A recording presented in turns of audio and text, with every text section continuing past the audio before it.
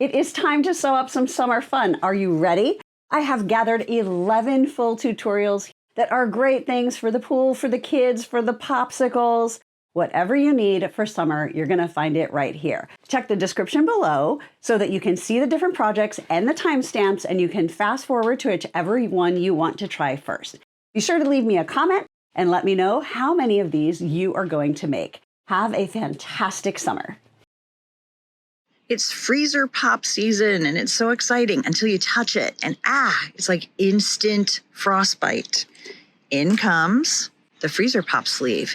In this video, I'm going to show you 3 different ways to make it. Super quick and simple with felt, a fabric sleeve that is washable and will last for years, or a fabric wrap so you can access the bottom to push that popsicle up and access the top for eating. This one is my husband's favorite. So let me show you how to make all 3. My name is Tara Reed.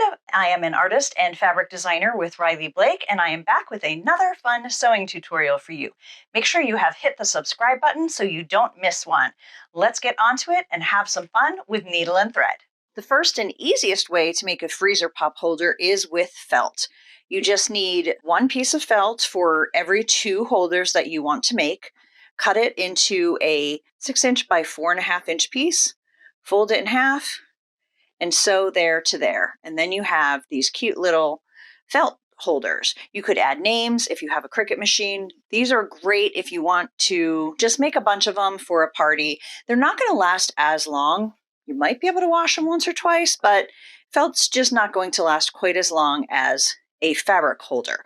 But great for large crowds, church picnic, party, whatever, minimal sewing to do on those. Now let's talk about some ways to make them with fabric. I'm going to make these for a 4th of July party, so I have already cut 2 of my July stars from Riley Blake Designs into 5 3/4" wide strips. Here are a few examples.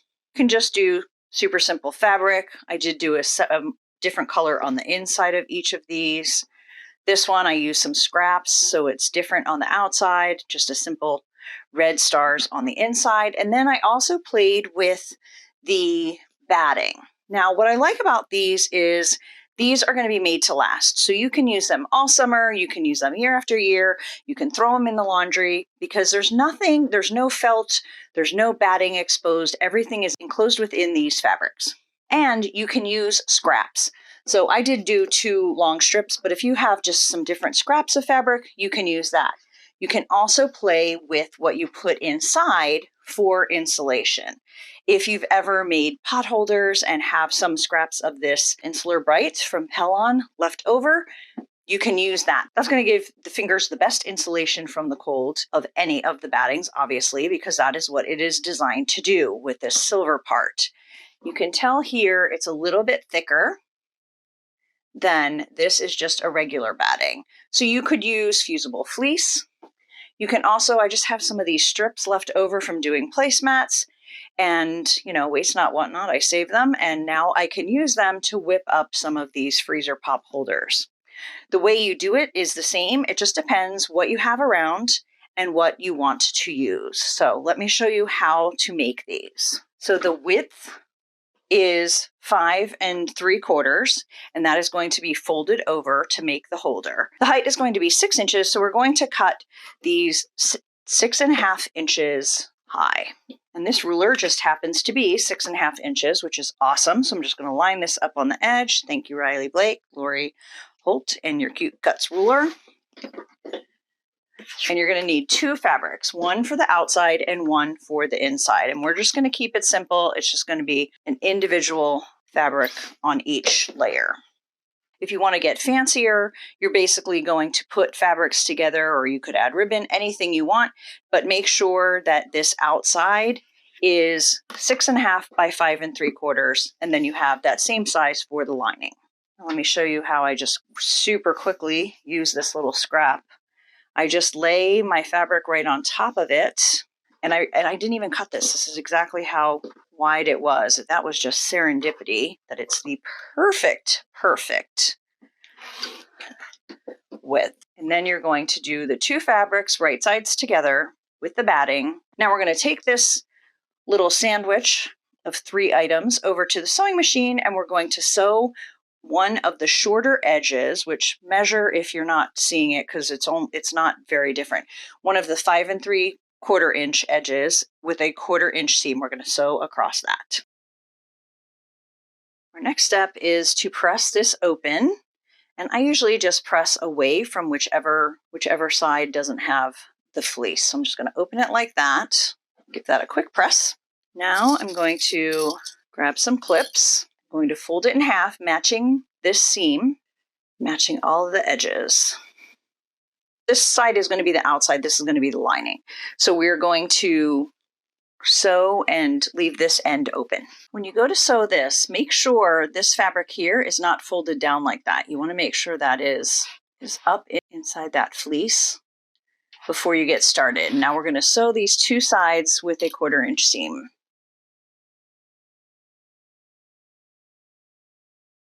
Now we're going to clip this corner. Don't hit your stitching. And then a teeny bit off of this corner, not as far down because it is folded. So if you cut too far down, you're going to create a hole in the bottom. And then you're just going to turn this right side out. I've turned this right side out, but still have a little bit of work to do on the corners. Next step is to make sure this is spread out at the seam. And we're going to press this. Next, you're going to take the raw edge of the lining and you're going to fold that under, just 1/4 to 1/2 inch. The main thing is just to make sure it's even. And then you're going to press that edge. Now I'm going to take it back to the sewing machine. I'm just going to stitch straight across there. I think you know how that'll work, so I don't actually need to show you that piece. Final step is just to get this lining, the blue part, inside the red part. You're just going to get that in there with your fingers as well as you can. Now I'm going to use a combination of a ruler and my turner. You want to kind of hold it up here where that seam is because you don't want it to go, see, that's turned in too far. You want that seam between the blue and the red to be right around the top. So you want to hold that while simultaneously shoving the lining in. That's a technical term. And then I just like to press that one more time to get those seams a little bit crisper, get that top edge crisper. Because you know kids care about that, right? But moms do. That's it. It's ready to go. So now we have a whole bunch and we can have quite the 4th of July or summer party. Third way to make these, and my husband's preferred method, is to not make a pocket, but to make a piece that will Velcro around the freezer pop so that you have access to the bottom so you can push on that to push the freezer pop up. He feels this is the best method. So we're going to take these same fabrics. I'm just going to layer them and cut them at the same time. These are 5 3/4 inches. We are going to cut them 3 1/2 inches. Then I'm going to grab my extra batting. I'm just going to lay that on there. And one thing I love about little projects like this is it doesn't have to be super precise. If your fabric is a little bit narrower, it's totally fine. It's not like doing a quilt block where everything has to be super, super precise. Now we're going to layer that together. And then you're also going to need an 1.5 inch long piece of hook and loop. Now we're going to take this to the sewing machine. It's the 2 fabrics, right sides together, and the batting. And we are going to sew 3 of the sides, leaving one of the short ends open. Now we're going to clip the corners, but make sure you don't clip your stitching. And then we're going to turn that right side out. I like to get it as turned as possible with my fingers before grabbing a turning tool, in that case, the little Riley Blakebird, to very gently press those corners out. And again, very gently, because if you get overzealous, you might pop right through your fabric, which would be a big bummer. Now we are going to press this little one so it's nice and flat. And we're going to turn this under 1/4 to 1/2 inch, whatever you can quickly and easily do, and keep it pretty even. And we're going to press that as well. So you have 2 choices. The fastest way to do this is to simply stitch across there and then add the Velcro, call it done. Or if you want a more finished look, you can stitch all the way evenly around the outside. But we're going to go with fast because, I mean, this is for popsicles for kids, right? Now, one thing that is cool about doing the freezer pop wrap where the bottom is open is that it's going to be two-sided. You can have the blue showing, or you can have the red showing, just depending on which way you wrap and use the Velcro. So what you're going to do is you're going to take 1/2, and these are 1.5 inches long. You're going to take 1/2 of this Velcro and you're going to put it in the center of one side. Does not matter which side. And now we're going to sew that on. Now we're going to turn it over. Now, if you didn't want that stitching to show, you would just change your bobbin to match the fabric, but I'm just into mass production and doing this quickly. Now you're going to take the other half of the hook and loop, opposite side of the fabric, but have it lined up. See how those are lined up? They're both in the center. Now we're going to sew this one on. And again, if I didn't want the stitching to show much on the other, I would change the bobbin thread to navy. So now this one is done, and all you do is you wrap it around your freezer pop and hook the Velcro wherever it needs to be to hold that nice and stiff. So now you have protection for your fingers in the center, but you can still squeeze at the bottom and eat from the top. I care about your hydration and your style. So today we're going to make a water bottle holder that is the perfect size for your water bottle, and it isn't going to have any circle bottoms, because if I can avoid a small circle, I do. Too much clipping, too much measuring. We're going to do it with a box bottom. But before we get started, my name is Tara Reed. I'm an artist and a fabric designer with Riley Blake Designs. So make sure you have hit that subscribe button, hit that bell so YouTube knows that you want to know every time I post a new tutorial, which you do. And now let's get into it. So today I'm going to show you how to make a great little water bottle that's going to fit your water bottle perfectly, but it's going to have a squared off bottom. So much easier, so much faster. Now this is the first one that I made, and I put a little tab on here to put this little hook, and I thought, okay, that's going to be great. I can hook my little lip balm holders on it, I can hook my keys on it, have everything, and go on my walk hands-free. But then I decided I didn't love that as much because it hung down longer than I expected it to. So we are going to do one that uses one of these clips that's going to hang off up here, and then we won't need this bigger clip. It'll be a little bit lighter. So let's get started. I'm going to give you the directions to do one of these kind of basic ones, and it works for just a plastic disposable water bottle as well. There'll be a little more room. It won't fit quite as snugly as this one does. But the way you figure it out is you put your water bottle, stand it up on your rotary mat. And you can see this is basically 3 inches wide. A little bit more, but that's okay. We're going to go with 3. So then we're going to do the math from there. We're going to make this 3 inches. So basically we want the bottom to be a 3-inch square. So 3 inches, 1.5 inches, 1.5 inches. You're going to have 2 pieces for the lining, 6 inches wide, based on the math that we just did from our water bottle. And then I'm going to do this 11 inches high. The way I got the 11 inches high was we need 1.5 inches that's going to be part of that box bottom. And then you're going to measure your water bottle, and you want a few inches of your water bottle to stick out above the fabric. So I want it to be about 9 inches high, because mine has this little thing where you push it to open that, and I want that accessible when it's in the container. So 1.5 inches plus 9 inches, that's 10.5 inches, plus 1/2 inch for seam allowances, 6 inches wide, 11 inches high. That is the math. And you can go to my website and also see how that math is done if your bottle is bigger or smaller than mine. So 2 pieces 6 by 11 for the lining, 2 pieces 6 by 11 for the outside, 2 pieces of fusible fleece. Guess what size this needs to be? 6 by 11. You are so smart. Then we're going to make the strap, and if you have extra pieces hanging around that match that you have cut for binding and haven't used it, that's what we're going to do. 2.5 inches wide. Now let's talk about how long to make the strap.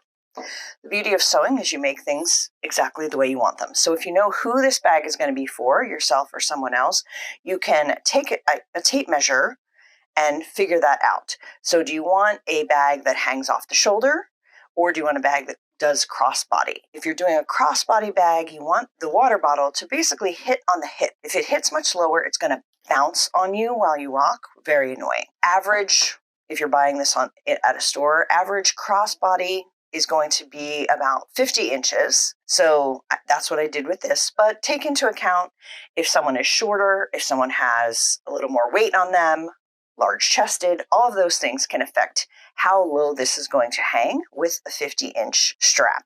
So do some measurements and decide exactly how long you want this to be. I decided I wanted to use 2 different prints on this strap, just, make it a little bit more interesting. So we're going to sew those together at an angle, just like you put together quilt binding. And then I have pieces of fusible fleece that are 1.5 inches wide, and these are width of the fusible fleece. We will cut those to the size that we need after we make our strap. Then we're going to take a 2x2 to make the holder for our little clip that is going to hang down, so we can clip everything that we want with our water bottle on there. And then some clips for putting the fabric together while we sew, sewing machine, ironing board, thread, and let's get started. The first thing we need to do is iron the fusible fleece to the 2 pieces of lining. Now, the first one that I made when I was testing this, I put the fleece on the outer fabric, but if you notice, you can kind of tell it gets a little rumply. It's a technical term. But it's kind of messing with it a little bit. So I want to make sure the outer fabric is totally smooth. I'm going to fuse the fleece to the lining, so you won't see that because it'll be on the inside. And I am using the Pellon 987F fusible fleece. Comes with directions. I bought this off of a roll. That's why the directions are like this. It also comes in a little bag. So let's see. We're going to put the iron on wool and steam. We're going to put the fleece on the back side of our fabric and just feel to know which side has the fleece. It's a little scratchy to the touch, and that means that's where the adhesive is. So we're going to put that right over that. Then I'm going to use pressing cloth to make sure I don't get any weirdness on there. Plus, the directions say cover it with a wet cloth. So I'm just going to spray some water on here. And then we're going to press down for 10 seconds and make sure we get all across the space of the fusible fleece. So it looks like it's steaming because of the water that we put on the pressing cloth. It's not actually a steam setting. So that one's done. I'll do the second one. Then the other thing we need to iron right off the bat is our little holder for our hook. And this is a 1/2 inch hook, so we're doing 2x2. We're going to iron that in half. And we're going to open it back up. Now we're going to press each of the raw edges right in to match up to that fold. Put that back on cotton, put my seam back on. And then we're going to iron that in half. So this is going to be our loop. We're just going to sew straight down there. And this fits in there perfectly like that. And these raw edges will be tucked in between the lining and the outside. And that's going to hang from the top so that we can hang keys, a key fob, a lip balm fob, whatever you want to hang using that little clip. Now we need to cut our notches to make our box bottom. So I'm just going to make sure these are lined up so I can just do 2 at once. And I'm using heat resistant pen, so when you iron over this, it will disappear like magic, or you can use a regular pen and just draw on the back. But the math that we did, we need to have 3 inches in the center and 1.5 inch squares cut out of each side. You can use a regular ruler and just place that down so it's 1.5 inches, 1.5 inches. And just draw like that on each side. Or because I have a set of these little cute cuts that come in different squares, I like to use it because it's just smaller. It's now not hitting my body while I'm moving it around. Okay, 1.5, 1.5.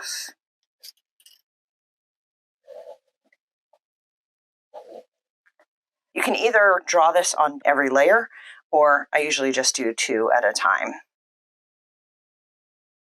Okay, now we're going to do it on the front fabric as well. I could have saved myself time. If you put them right sides together ahead of time, then you can just clip them and go right to the sewing machine. Okay, so we're going to do these right sides together.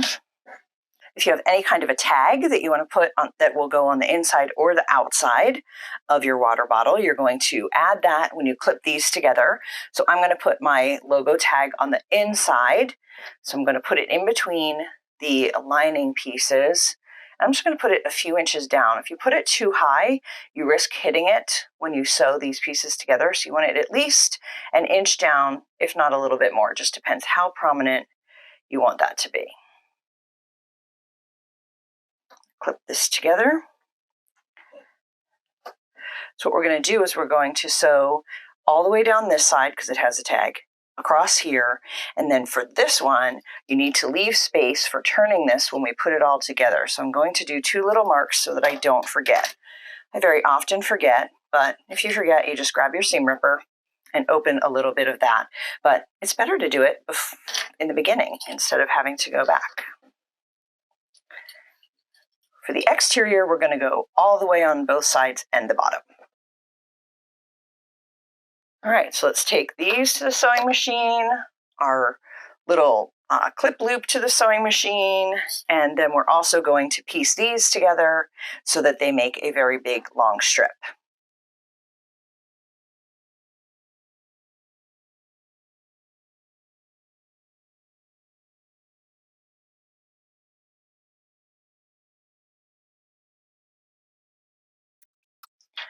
Now on this final edge of the lining, make sure you leave a space opening for turning this all right side out once we sew the outside and insides together.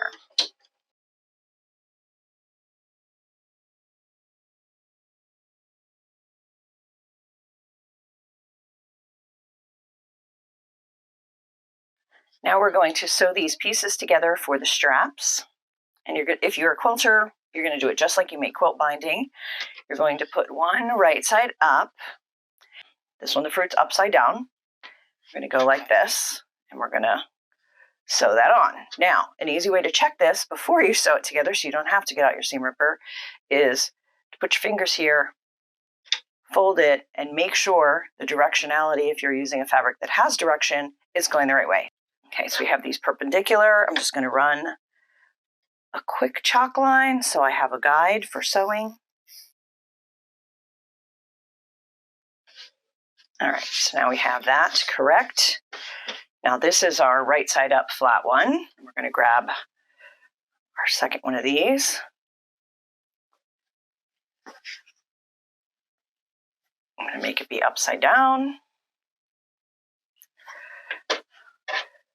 Flip it, place it. Check it. Yep, that's good. If you have selvage on the end, you don't have to cut it off. You just need to make sure it is past the edge of your other fabric, because if it's like that, you might end up seeing it a little bit. So now I have 4 of these together. Now you can use a rotary cutter and trim this, or you can just use scissors. We're going to trim that to about 1/4 inch from the sewing. At each of those connections, I'm going to take that to the ironing board and iron that so that it is flat so that we get a nice thing. So now we're back to ironing. We've pressed the seams open for the fabric that we're using to make our straps, and then I've trimmed off these little dog ears. I don't know if that's an official term or just what someone taught me to say one time, so that this is nice and straight.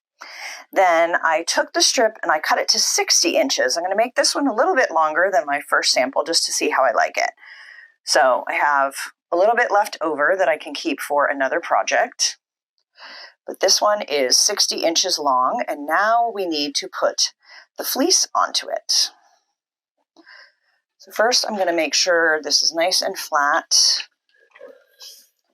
because it does have a few creases, wrinkles along the way.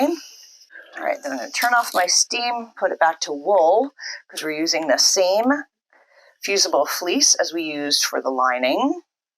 Now it is narrower than our fabric, and that is on purpose. So you're going to fuse this down the center. Now, if it's slightly off, it's okay because we're going to fuse this, then we're going to fold each end over and fold it in half to make our strap. But you don't want it like off like that. Lay that down and we're just going to move along till we get it all the way along.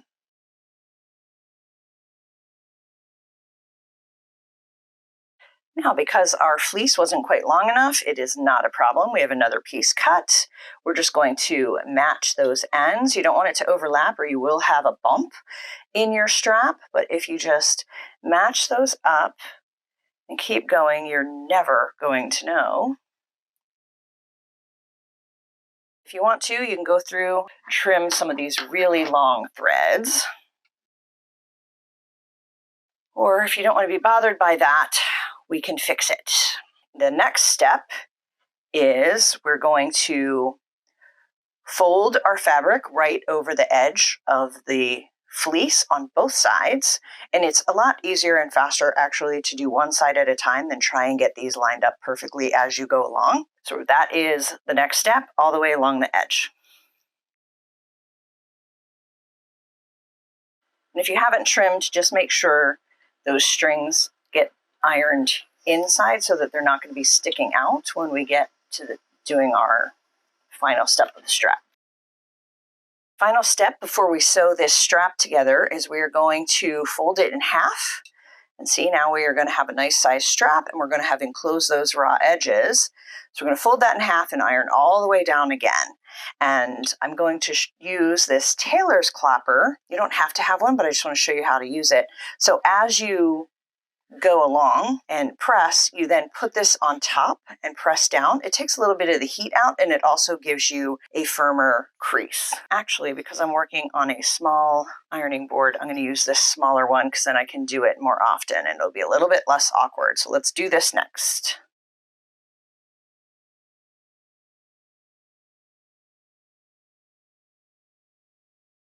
Now our strap is all ready to go to the sewing machine. Now we have this big long piece of strap and we are going to sew about 1/8 of an inch down both sides. So down the side to sew it together and then the other side just so it looks even and super cute.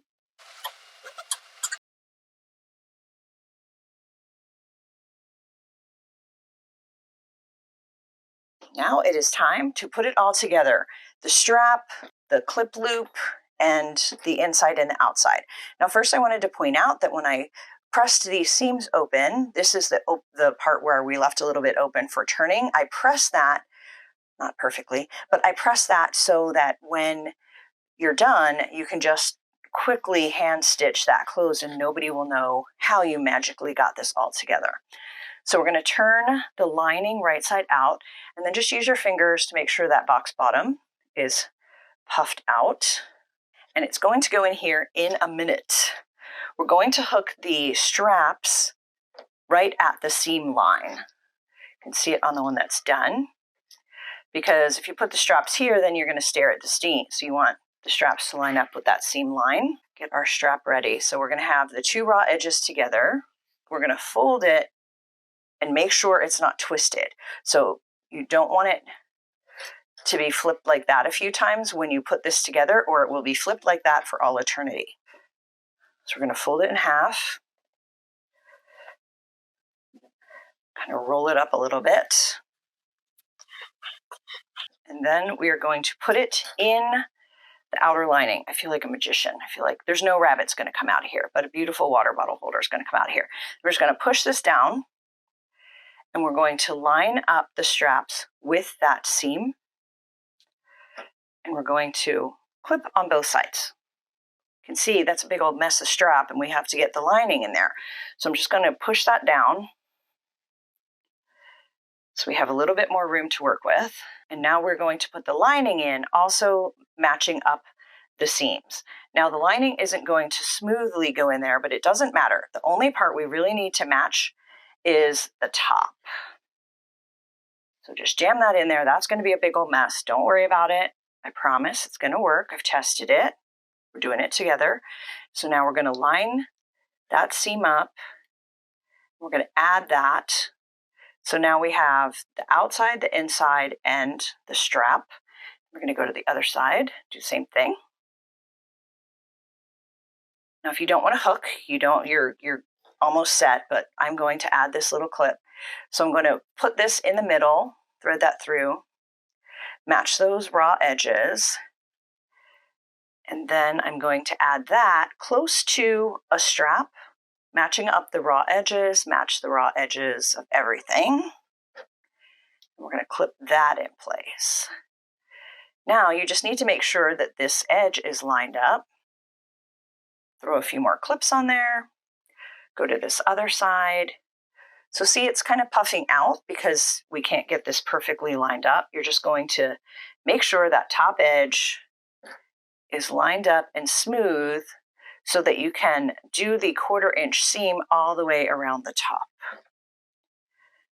The rest of it will work itself out later. So we have it all pinned together. Now back to the sewing machine. We're almost done.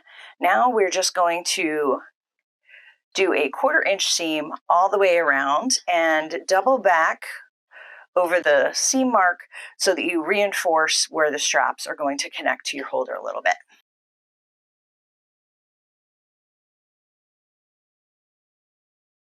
Now that that is turned around, we're going to pull this out and turn everything right side out through the hole that we left in the lining. And you're going to make sure you push the corners of the box bottom out on both sides. Look, our strap magically appeared. Now you're just going to slip stitch the lining together, or if you really don't like hand sewing, I will raise my hand to that. You can go like this and just do a machine stitch really close to the edge, because really this is going to be inside. Nobody's going to see it, so we're going to do it.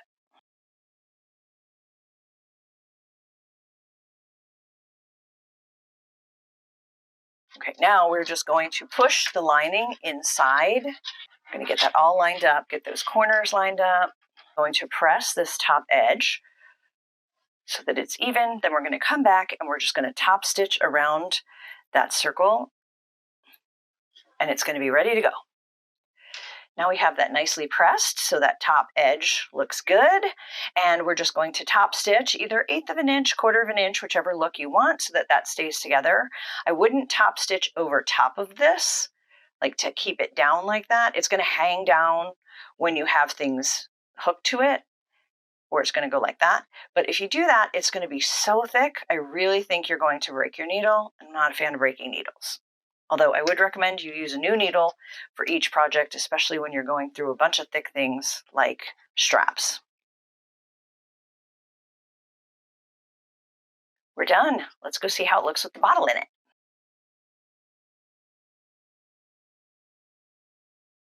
If you have these in your house or your car, there's a chance that you have a toddler in your life and you are going to love this tutorial. Today, I'm going to show you how to take one beach towel and turn it into one adorable towel poncho that will fit a toddler. You can make them bigger, but you're going to need more than one beach towel. And since I have a almost 2.5-year-old great nephew, I'm going to focus on toddler size today. Let's start with what we need. You need a beach towel.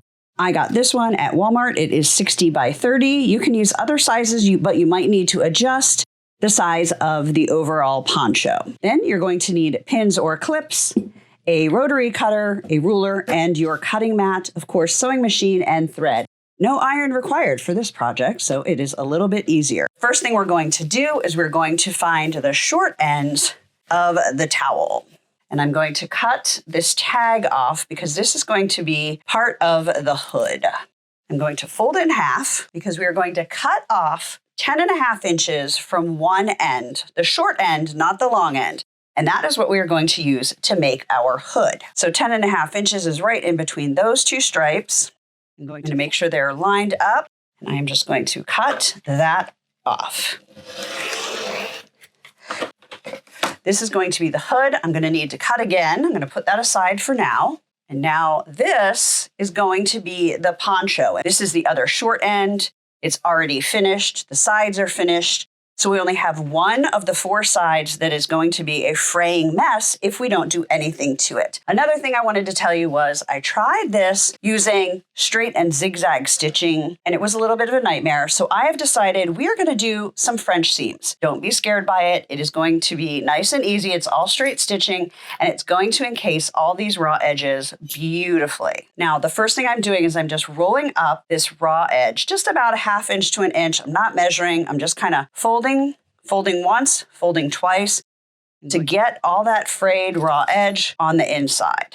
And then we're going to just sew straight down so that all four sides of our main towel are hemmed. You will definitely want to use a walking foot for this project because sewing through not only how thick this is, but because of the texture of the towel, it really works your sewing machine a little bit too hard without a walking foot. All right, so we have that all clipped. That is ready to hem. Now let's get the hood ready so we can sew both of those pieces at the same time. So just like the bigger part of the towel, this one has 3 finished edges, and this is going to be the part that is going to be the front of the hood. So this will go around the face.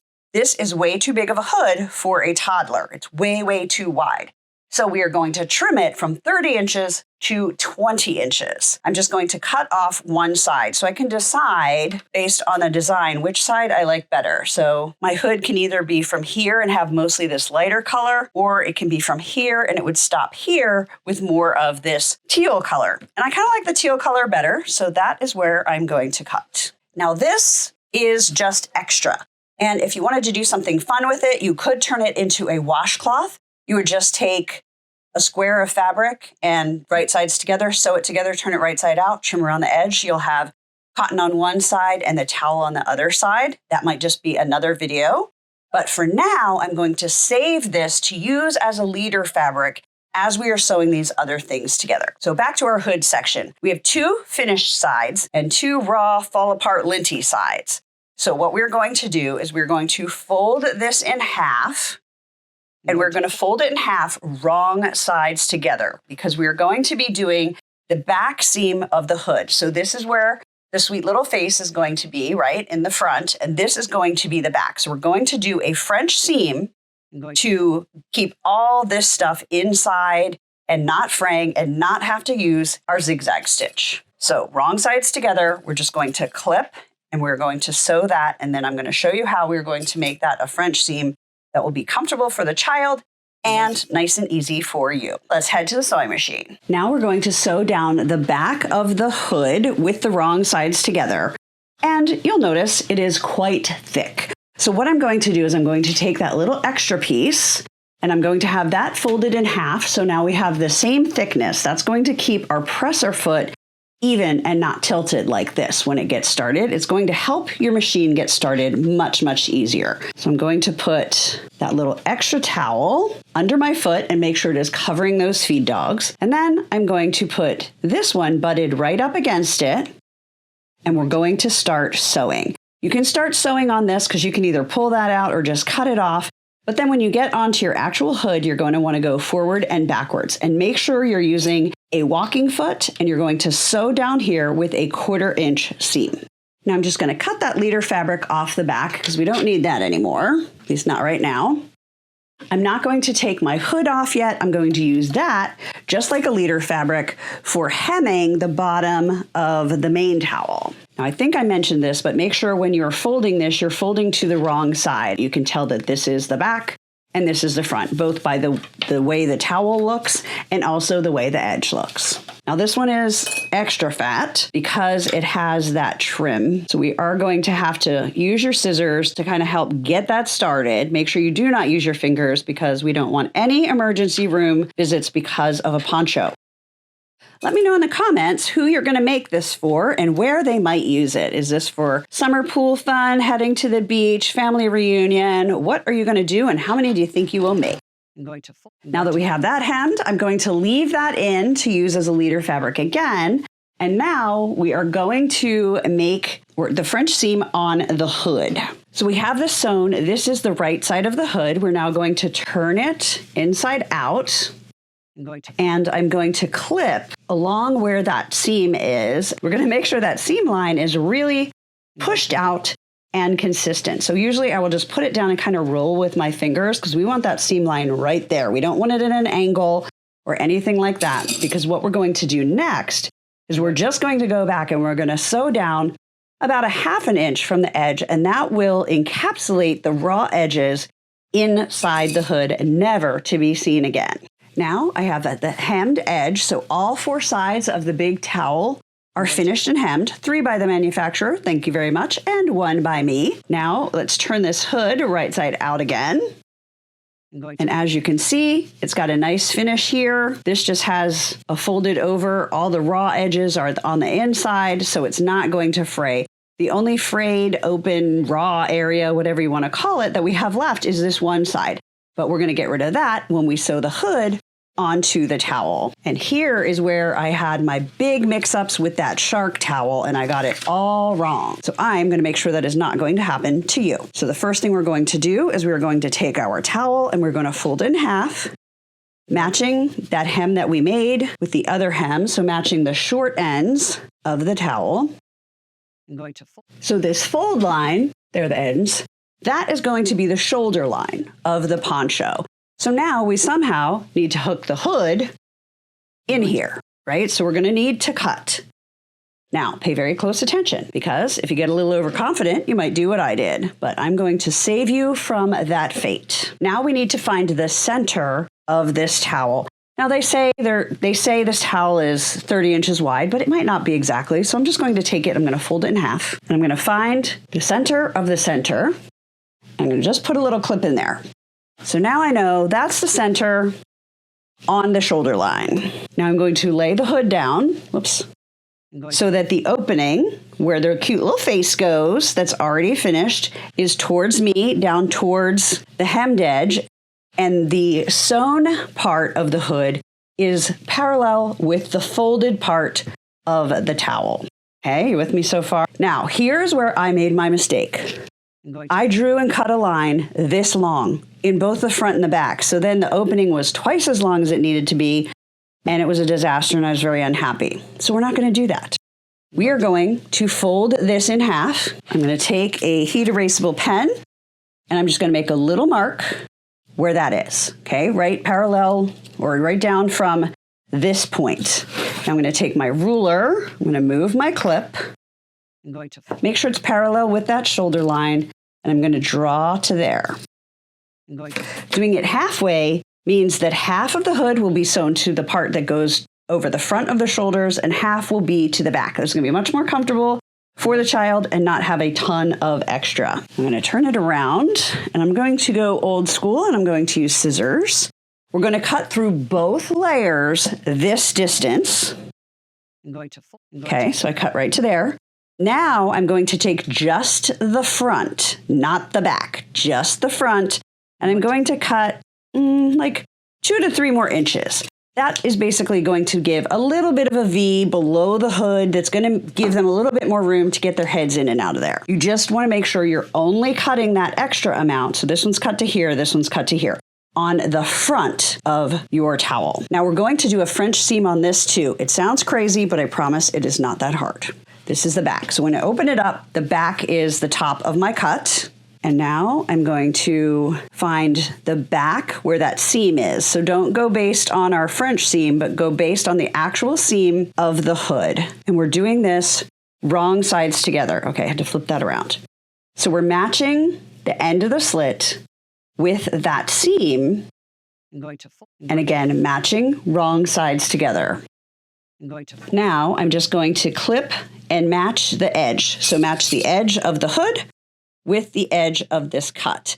And I'm going to do quite a few clips, or you can also use pins, just to make sure it all stays lined up as we sew. I'm going to do this side first. And it's not going to go all the way to the other cut because remember, we cut a little bit extra. I'm going to show you what to do with that in a minute. And now I'm going to do the same thing on the other side. So just lining up the raw edge with the raw edge. This side you can't lay flat because obviously this is a hood. So it's starting to take on a hood shape as we are pinning or clipping the second side. And once you make one of these, they make so much more sense. The first one you might be scratching your head and rewinding and watching little parts of the video again, totally normal. I totally second guessed myself. And as I told you, the first one I made a disaster of. So don't feel bad if it's a little confusing at first. And if it's not, awesome. We're just going to leave this section as is for right now. We're going to deal with that when we do the second part of the French seam, connecting the hood to the towel. So back to the sewing machine. As you're sewing the hood to the towel, just make sure you're moving slowly. You're stopping when you take out your clips or pins and making sure that everything stays flat. You don't want one of these to kind of fold up and get bunched as you go. We want to make sure that you're just sewing 2 layers and no little folds. Now, if you want to pull up the bobbin thread, you can, but it isn't really necessary because everything that we sew right now is going to be encapsulated when we do the French seam. So I'm just going to go forward and back, not worry if it ends up making a little bit of a bird's nest. No one is ever going to see it. And then just twist and flatten your fabrics as you move around the hood. This is one of those projects where you are going to want to clean under your needle plate and your bobbin area if that is top loading, because you will end up with some of the towel fuzz down in there. You can see how thick it's getting here because we're right on the French seam of the hood. So I am going to use my scissors and I'm going to go slowly just to help press that down and help that foot get up where it needs to be. All right, we're over the hump. Moving right along. Now it is time to French seam our hood and finish this edge. Now, there are 2 ways to finish this edge. You could put double fold bias tape on there, which you could actually do all the way around, but I just want to keep it simple and the fewest materials needed. So we are just going to French seam where the hood is, and we're going to fold and sew that. We're just like we did the French seam for the back of the hood. We're going to put these right sides together. And we're going to make sure we really have that seam on the very edge, and we're going to clip. Now, if you have a serger, you might want to just do this with a serger. I don't. I tried it with the zigzag on my machine, and I found that this was just easier. The zigzag kept not wanting to go as well. And this way I didn't have to change my foot either. I can just leave my 1/4 inch straight stitch foot on there and move right along. Now here, where we're going over this French seam, that's going to be another fat part. But we did it before, we can do it again. Just take your time with this step, because if you don't get this folded pretty accurately, you're going to have some raw edge sticking out when you're done, which if that happens, no biggie, you can just come through and sew this stitch again a little bit further from the edge, but hopefully we can just get this right the first time. All right, so our hood that we just sewed is clipped. Now we just have this section. You can use clips or pins for this too. So basically I'm just going to fold that over just like we did with that hem on the bottom of the big part, but this is just going to be very small. So fold it and fold it again. We just want to get that raw edge under there. And I kind of clip these at an angle. And right at the point, we can't really fold. I guess you could fold and fold, but I'm just going to be sewing straight across a few times, because that could be a pressure point when they're putting their heads in and out of there, and we want to make sure it doesn't rip or fray.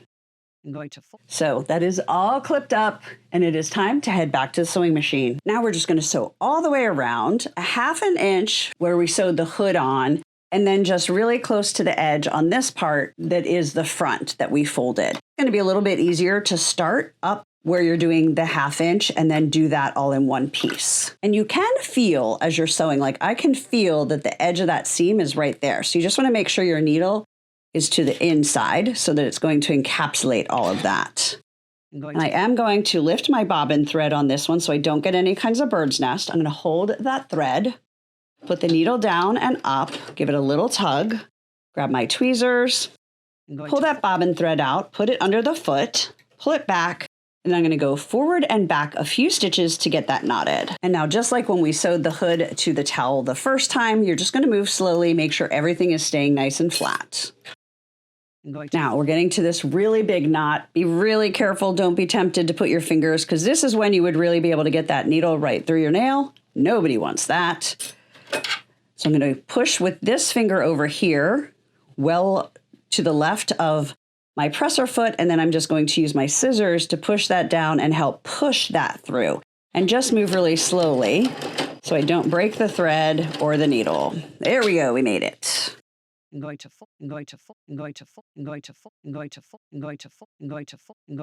we're getting to the very end of the hood, which is right there. And then this is our folded cut section. So I'm going to just angle over here to get onto that folded section. And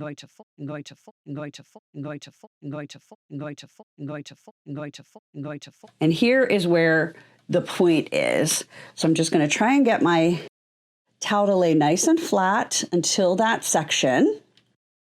Got a little stuck on that big part. Again, use my scissors so my fingers aren't in there. And then when I get to that point, I'm just going to move the towel. We are going to go over this again from the outside, but this is just our preliminary, get everything sewn down. I have to figure, okay, now thankfully I left my threads because I was like, where did I start? Okay, so I started right at that stripe. So now we're going to angle and go back up onto the hood. Okay, so that is all sewn, but that is still a bit of a weak spot. So what I'm going to do is I'm going to turn this right side out. So you can see kind of the fuzzier part of the inside of the towel becomes a little bit of an accent. So now I'm just going to sew down there again, and I'm going to go back and forth across this point a few times just to give this a little bit of added stability. If you wanted to, you could put like a little piece of ribbon in here to give it more strength. We just don't want that to break, but I believe sewing will work. I'll let you know if it breaks. I'm hoping not. But like I said, I'm trying to keep this simple and to as few materials as possible. Towel, thread, sewing machine. Okay, so now you can kind of see if I'm going to pick up the foot and kind of push this together. Because remember, that cut area used to just be the towel together. It wasn't spread out. It was just like that. So we want to pivot, and we just want to give it some stability sewn close together across the front. Hopefully that's enough. I think it will be. All right, now all we need to do is just cut a couple of threads and it's done. Like I said before, once you do this once, these are quite simple. I think this could be a great thing to sew and sell. Could make it for your whole family, make it for cousins, for a family reunion. It could be a great gift. Give it any time of year. Maybe you're having the grandkids come for the summer. You could make them cute little towels. You could put monograms on it. You could put a patch on it. So many ways that you could make these personalized. That's it. It's done. Now we have a cute little hood sewn onto the towel that's folded over, and now all it needs is a cute little toddler body to put in there and keep warm. Whatever kind of towel or colors or project you do, I hope you have fun. For a person who doesn't like to lay out in the sun, I have been doing a lot of thinking about beach towels. And today I'm going to show you how to make this really easy beach towel roll up that has a handle that you can use. You can put that over your shoulder, or you can just hold it in your hand to get a big, luxurious beach towel with a built-in pillow to the beach, the pool, the lake, wherever you need a towel. For this project, we are not even going to need an iron, but you are going to need a lighter if you are going to use 1-inch nylon webbing, which is what I'm choosing to use because it is just going to make this so quick and easy, you're not even going to believe it. So I have one piece of nylon that is 14 inches, and I have one piece that is 44 inches long. Then I have one hand towel, and I have two beach towels. I have seen some of these projects online where it's like a beach towel and then it has a pillow and it's built in, and so you lay down, you have a pillow. But then I get to thinking, like, how is that pillow going to wash? I want to be able to wash anything that's been on the beach, on the damp ground, etc., etc. So I didn't want it to be a pillow. So I thought long and hard about it, and that is where I came up with the two towel option.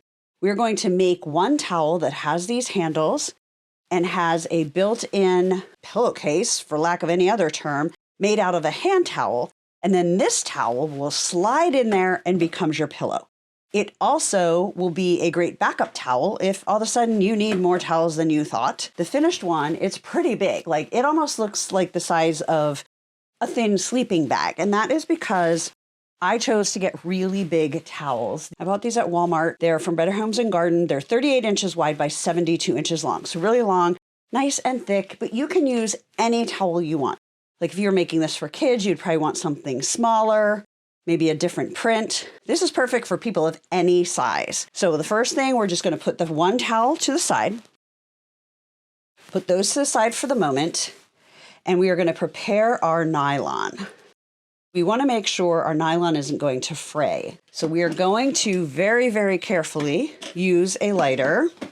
I'm going to trim the nylon straight across. And this is just polyester, so it is going to melt with fire. Don't use your iron. I tried that actually. I was like, oh, I wonder if I just touch it to the edge of like an iron, if it would work. Well, it just got nylon onto the iron, so don't do that. So you just do this very gently, and you can see it kind of recoiling and melting. It gets a little bit dark. Then I hold that in my hand. I always make sure that I cut these little fraying pieces off, because if there's too much fraying, that can actually cause a little bit of a flame. I do not want anything flaming in my sewing area. So I'm just melting all four ends. The next thing we are going to do is we are going to attach the small loop. And the small loop is going to go on the top center front. So I'm just going to take this, I'm going to fold it in half and make sure I'm in the center. So this red stripe goes down the center. That makes things very, very easy. So what I'm going to do is I'm going to fold this nylon under about an inch, and I'm going to pin it so that it's right next to the red, and it's down about 2 inches. That is not an exact science. We just want to make sure, we'll move it up a little bit more. You want to make sure that when you do both sides, that there's enough distance here that you're going to be able to loop the longer handle through that to tighten it. So I'm just going to pin that there. I'm going to do the same thing on the other side. So now we're going to head to the sewing machine. We're going to sew a square and an X to give these lots of strength, because there's going to be a bit of pressure put on this when this is rolled up. I'm going to be using blue top thread so that you can see what I'm doing, and because this is going to be covered with the hand towel. Now the other side will be visible, so you're going to want to pull up your bobbin thread. So basically you hold that top thread, you put your foot down, put the needle down, holding that thread, needle up, give a little yank, and that pulls the bobbin thread up. I always keep tweezers at my sewing machine so that I have them to grab that. And then I also use it to help put the threads under the foot. That way I'm not putting my finger down here and poking it with the needle. Then I'm still holding both of those threads, and I'm going to sew forward and back to knot that. Holding the threads, make sure that it doesn't get sucked down and create one of those lovely bird's nests. Okay, now I'm going to sew all the way around in a rectangle, and then the diagonals across. And that's going to give this a lot of strength so that this towel will last and work for years. See, that's nice and easy to see the shape of the sewing there. And now I'm just going to do the same thing on the other side. So now both sides of that short handle are sewn on, and let's go get the hand towel ready to sew on. Now that the small loop is sewn on, it is time to make our hand towel pillow pocket. That's what we'll call it. So we are just going to center that so it's even. You can fold it in half, make sure that center is in the center of that red stripe, and we are going to pin it onto the large towel. So first we're going to pin across this top section so that it's going to go even with this trim. Now comes the quandary. If you leave this totally flat and you stitch here, when you go to put the other towel in there, both this and the back are going to kind of buckle to accommodate the towel. And I want this big towel to lay nice and flat wherever I'm laying. So what I'm going to do is I'm going to pull this back. I'm going to grab my other towel. I'm going to place it where it's going to go, right? So it's going to go right in here. Well, it'll go in a little further because those pins are there, but I'm going to guess that this is going to be a good spot to sew that. I'm just going to hold that with my finger, bring my towel back, and line that up. So I have the first one pinned. And then to make sure it's pretty straight, I'm going to just put a little fold in my towel so this looks straight. If you want to, you can grab a ruler and see if we did a good job. 12 and a half, 12 and a half, 12 and a half. Yep, line that up quite nicely. So now I'm going to pin all the way across this edge as well. And when you're doing that, you want to make sure that this bottom towel is flat. And at first, when I was thinking about how to design this, I was thinking that I would sew here, one short end, and across here. But I have since changed my mind because trying to sew across the short end when it's going to have this large pocket section is going to make it all weird and bunchy. So I decided once you put this in here and you're laying down, it's not going anywhere. So we're just going to leave both ends open. Now sewing the hand towel to the towel, I'm going to use a top thread that matches. So I'm using the navy blue again, and then I'm going to use white for the bobbin because the bottom is going to be both blue and white, and I already have white in there, so I'm just going to leave that as white.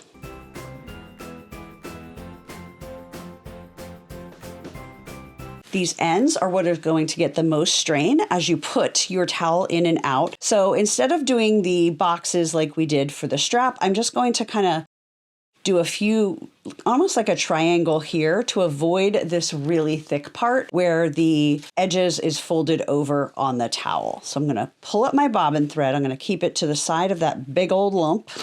Now you do want to use a walking foot because this is pretty thick and fluffy, especially when you're doing both layers of towels and you need the extra help to keep everything moving. And because it is so thick right here and a little bit hard to turn it around, I'm just going to be going forward and backward to make kind of this triangle to give this extra strength. Now I'm just going to go sew straight down the side.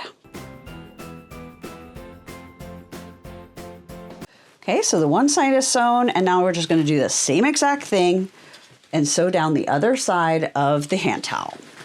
These could be a fun project for your whole family. You could make them for family reunions that are going to be at the beach or anywhere that involves water, or you could make them to sew and sell. It could be a unique gift that you would be able to sell as well. Let me know in the comments how you think you might make and use these. Now we have the hand towel pillow pocket, as we shall now call it, sewn on. And when you go to use it, you're going to take your second towel and you're simply going to feed it into that pocket. And it's nice to have both sides open because then you can kind of push and pull to get that situated. And look at how nice that is. That's going to be nice and comfortable. I've tried figuring out how to leave this towel in here and fold it up and where it is a little bit wider and still works, but it is a lot harder. And it's going to be harder when you're at the beach. When you're ready to leave, you're going to pull your pillow towel out.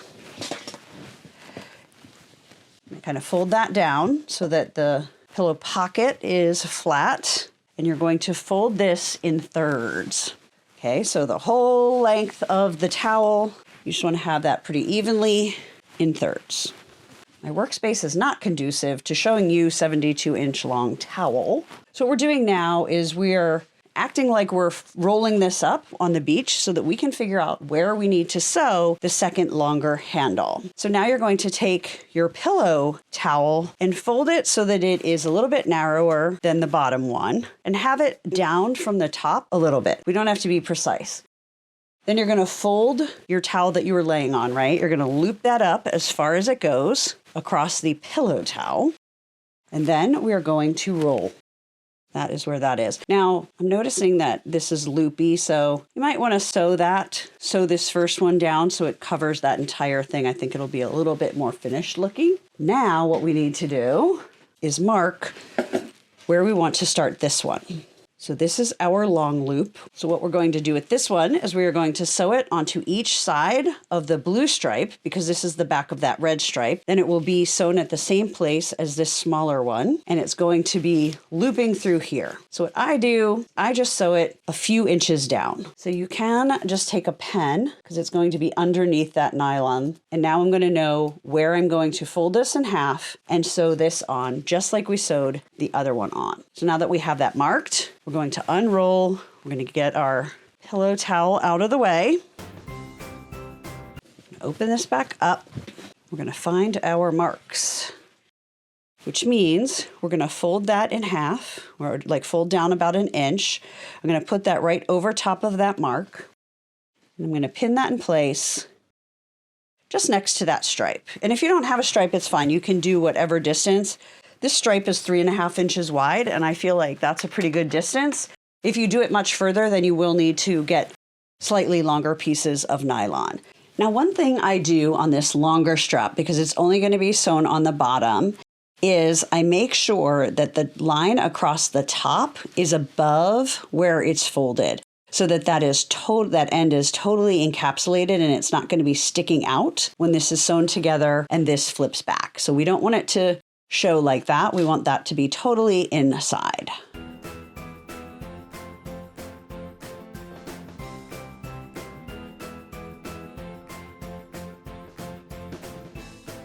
All right, that was it. That was all the sewing. No ironing, no cutting, except for the nylon cording. This is super easy. So this long strap is sewn onto the back side, the side that will be on the sand, and it's not twisted, so we did good there. I did end up sewing boxes up here too, just so it's going to look a bit more finished when we have it all folded up.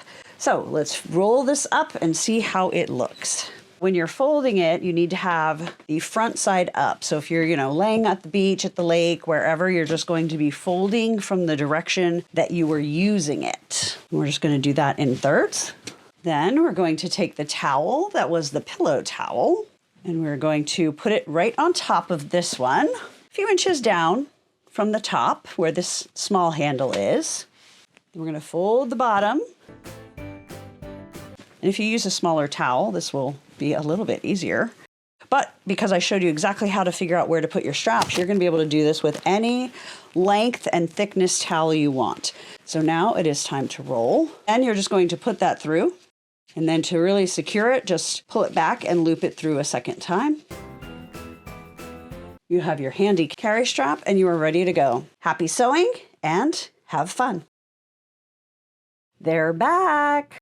Scrunchies. I remember making these when I was in high school and college back in the late 80s and 90s, and I am so excited they have made a comeback. They are so quick and easy to make, great for summer, just getting your hair out of your face, perfect for a sleepover party bag, bachelorette party, girls trip, or just because. This would also be a great project to sew and sell. So let me show you how quick and easy these are to whip up. First, let's look at what you need.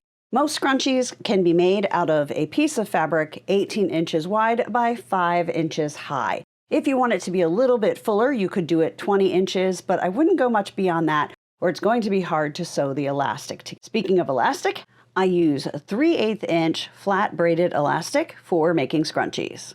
How long do you want that to be? The most common size is 6 inches long.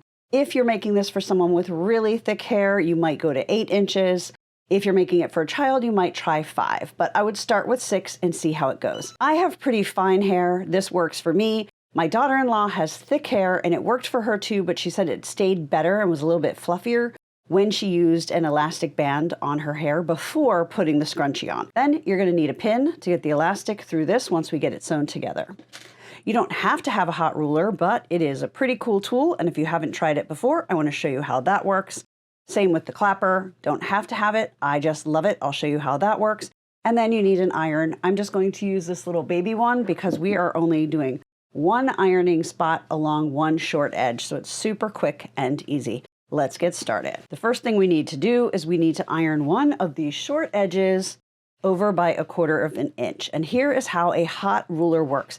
It's very flexible, it's a little bit fuzzy to the touch, and you can iron right on it. So what you do is you line it up and you make sure, just by looking like I'm going to use the 8-inch line for no particular reason, and make sure it is on that edge, because otherwise you're going to be ironing crooked. But that's a good, easy way to get that quickly lined up.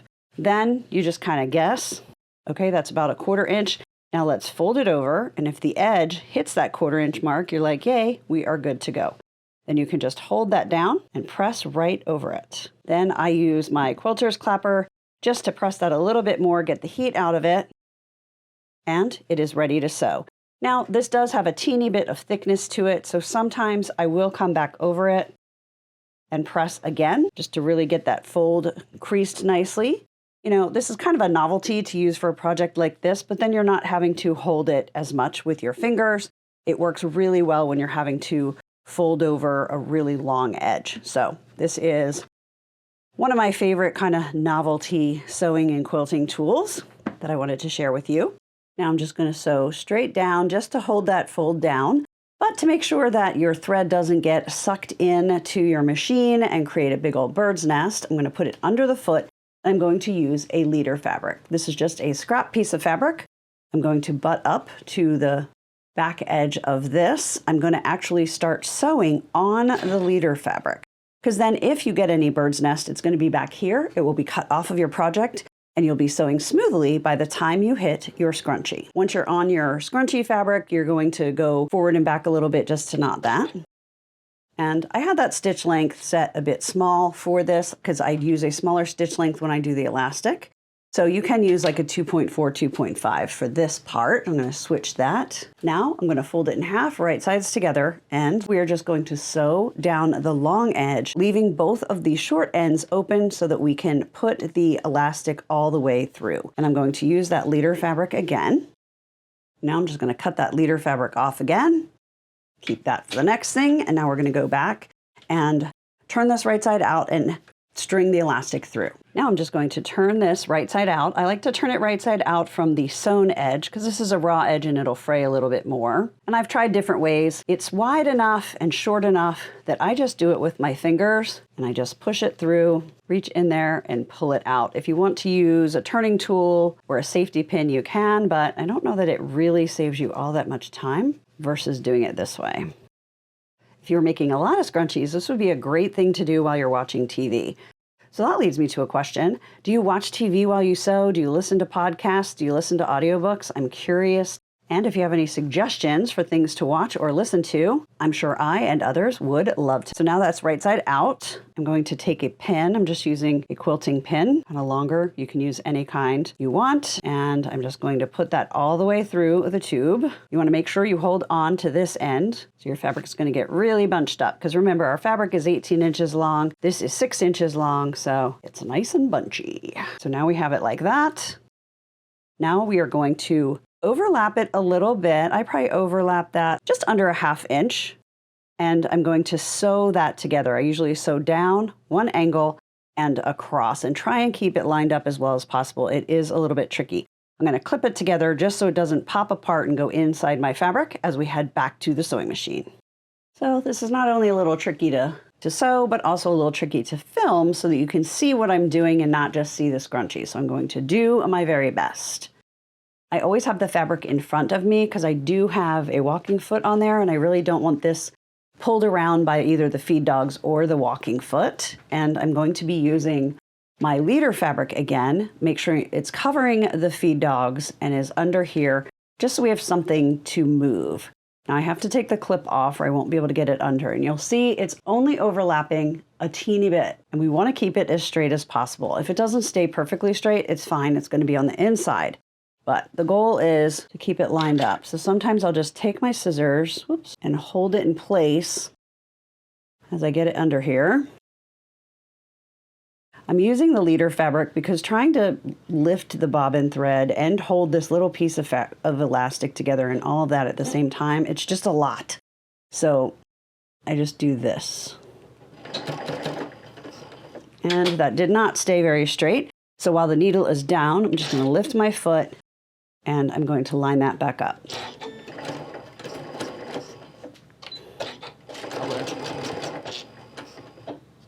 I actually overlapped that a little bit less than intended, but I went back and forth a few times, so it should be good, and it will get secured one more time when we sew the two pieces of fabric together.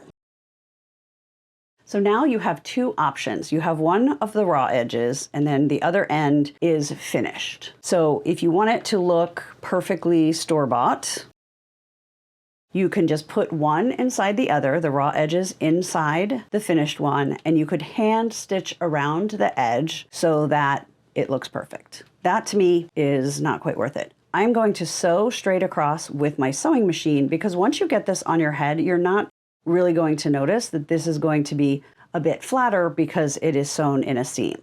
So what I'm doing is I'm lining this up, and I'm lining up the seam on both sides of this. I'm going to make sure that this is flat, and then I'm just going to sew straight across. That will also give me one more stitch line through the elastic. That is how easy it is. You can sew this up in probably 10 minutes or less, and if you wanted to make a bunch, you just do each section at the same time. On this white one, I did one that was 18 inches and one that was 20 inches long. I honestly can't tell which was which. I think this one has a little more rippling, so this probably has 20 inches, so it's going to look a little bit fuller when used, but not a huge difference. So whether you're making them 18 inches long or 20 inches long, you can get 2 scrunchies out of every 5-inch strip if you're going selvage to selvage or width of fabric. So it is a very cost-effective project and cute and fun. Let me know in the comments who you're gonna make these for. Are you gonna sell them? Are you gonna give them as gifts? Are you gonna use them as party favors, trip things? I would love to know. If you or someone you love finds their happy place in the garden, you're going to love this tutorial today for a 5-pocket garden apron. 2 big pockets, 3 smaller ones to hold all your gardening stuff.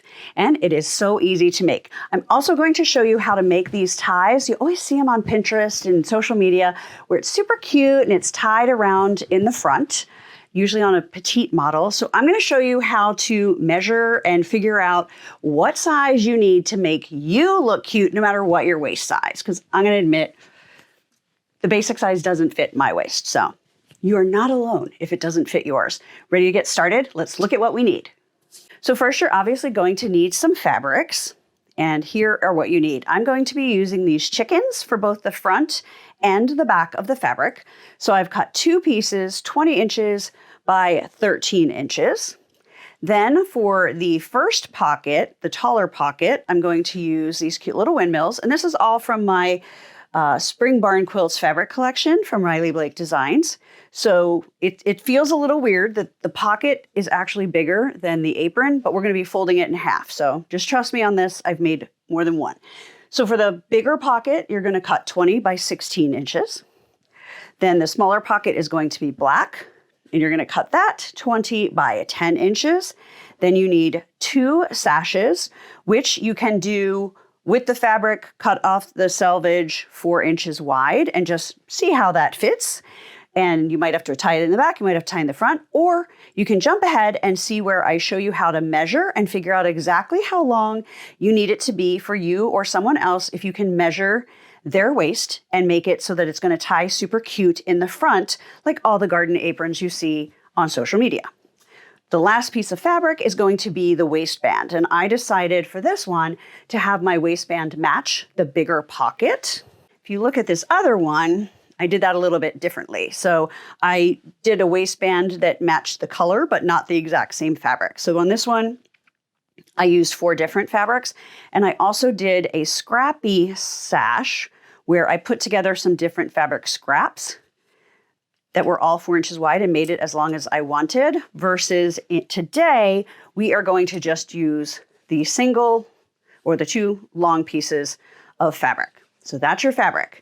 Now, it's really important that a garden apron have some stability to it because it's going to have heavier things in it like trowels and your phone and I don't know, all kinds of things that you don't want just flopping around. So you need some interfacing. You can use any kind of medium weight.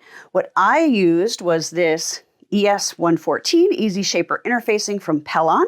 I just went and bought 1 packet, which was 20 inches by 1 yard or 36 inches.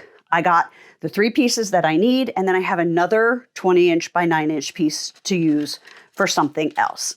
So for your interfacing, you're just going to cut a 1/2 inch smaller, then the outside and both of the pockets.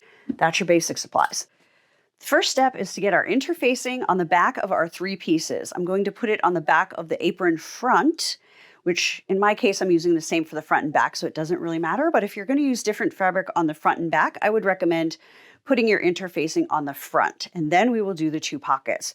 So grab your fabric, you're going to turn it upside down on your ironing board. And just make sure whatever kind of interfacing you use that you follow the manufacturer's instructions. So I do have those right here to check on. And then a fusible interfacing always has a little bit of a shiny side and a duller side. The shiny side is the fuse. So it is the stuff that you're going to heat and adhere to your fabric. So you want to put that shiny side down against your fabric. And we cut it so that it will be about 1/4 inch smaller than our piece of fabric because we don't need all this added bulk in our seams. And you do not iron right on this. You want to use a pressing cloth, which is basically a thin piece of cotton. And the directions say that it should be damp. Well, I'm not going to take it to my sink. I'm going to use this cute little sprayer. So I'm just going to keep moving my iron. You could also use a heat press. So if you have a big heat press or you have like a Cricut heat press, you could use that. And then you're going to be able to do a bigger area at once. When you think you have that all pressed properly, just lift it up and check the corners. Oh, this one, so it's pretty good, but I didn't quite hit the corners well. So just put your pressing cloth back down and give that a little bit more heat. You want to make sure it's just adhered nicely all the way across your fabric and definitely on those edges. Now let me show you how to do the pockets. And because we're going to be folding this fabric to make the pocket so that the inside is covered, we didn't need a piece of interfacing that covered the entire fabric like with the outside. We just need to cover half. So again, check that the fusible side is down and put it down on one long end and just leave a little bit for the seam allowance. And then we're just going to do the same thing. Put that pressing mat down, get a little dampness where that interfacing is, and press. And I'm going to do this for both of the pockets. So we have the interfacing on 1/2 of each of the pockets. So now we're just going to fold the other half down. We're going to line up all those edges and we're going to press the top edge of the pockets. So there's one. Now we have our 3 fabrics, the apron front, the bigger pocket, and the smaller pocket with the interfacing all lined up. Now we are going to do our lines to make our 5 pockets, and I'm going to show you how we're going to flip and stitch to get that done. So the first one we're going to do is this center pocket. And if you are using a directional fabric like I am, because you'll see some of these are flipped around, but most of them are coming in this direction, you want to make sure that this is the side that will go on the front of your pocket. Because if you did it this way, they're all going to look upside down on your apron, which is not ideal. So this should be 20 inches wide, just about, not quite perfect, but perfect enough. And I'm just going to draw a line at the 10-inch mark with my heat erasable pen. And look at that. That's going to be really easy to see where to sew. And the second I put the iron on it, any heat on it, it is just going to disappear like magic. So that is our first line. Now I'm going to start layering this together. So I'm going to put the apron down. And now I'm going to line this up on the bottom. Now I'm going to put the bottom pocket on and make sure you're putting all the raw edges at the bottom. So these are the 2 pockets. This one's going to have 3 pockets. So we're going to put a line 3 inches to either side of this center line. This is a chalk marker from Clover. Let's put it 3 inches from that center line and then 3 inches to the other side as well. So I'm lining up on that line and also lining up along the top edge of my pocket to make sure this line is going to go nice and straight. We're going to start by sewing one of the 2 lines on the small pocket to the bigger pocket. And it doesn't matter which one you start with. I do usually start on the raw edges. So if you have any issue with your not being great, it's not going to be at the top of a pocket where you might see it. And then I am going to double back when I get to that fold just to reinforce the top of the pocket. So let's just get one of those sewn. Now I'm going to get my apron front and I'm going to line up the raw edges on the bottom and the sides of both pockets and my apron. See that? Now the next thing we're going to do is I'm going to flip this bottom pocket section. I'm going to fold that back so that we can see the line on the larger section, and we're going to sew that to the apron. We can't just flip this back and sew here, or else you're going to have a really weird sewn section in this big pocket. So we're going to do a little bit more flipping. We're just going to lift the pockets, flip the apron fabric. So I've folded that back. So now when I sew this second line, I'm only sewing through both of those pockets. So just make sure everything's lined up, and we're going to do this third stitch line. Now our pockets are sewn on, and I ironed it to get rid of the lines, got rid of the chalk marks. I trimmed a little bit on the edge to make sure everything was evened up. Now we are going to attach the apron front and pockets to the back. So we're going to leave this face up, put the back face down, or right sides together. If you want to have just squared corners, you're just going to pin and sew this together now. But I want to show you how to make the cute little curved corners. I'm going to use just a small Pyrex cup. I think that's like a 1 cup size. You can use a coffee mug, you could use a bowl, but I like the size of this, and I happen to have it in my sewing room. So I'm just going to put this on the 2 bottom corners and draw with my pen. I'm going to clip all these layers together so that they will be less likely to move about as I cut those corners. I'm going to put some marks just at the top so that when I'm sewing, I remember to leave that section open for turning right side out. One thing I love about this project is because we are using a waistband and we're not just using this top edge, we're not going to have to be as detail oriented when we turn and press that top, because that opening is going to be hidden. That's why you want to do it at the top and not on the side or the bottom. And then I'm going to hold my hand here to try and keep it from shifting too much, and then just cut that corner. Now I'm going to do the second one. Now you're going to take it to the sewing machine. You're going to sew all the way around, leaving this open for turning. And I'm going to use a 3/8 of an inch seam allowance just because there are so many layers that if you use a 1/4 inch, it might just be a little bit too small and something might not catch very well. So I found that going a little bit bigger than that is better for this project. You could even do a 1/2 inch if you want to be extra, extra sure. Now that we've sewn all around that, we just need to clip the curves and also the corners.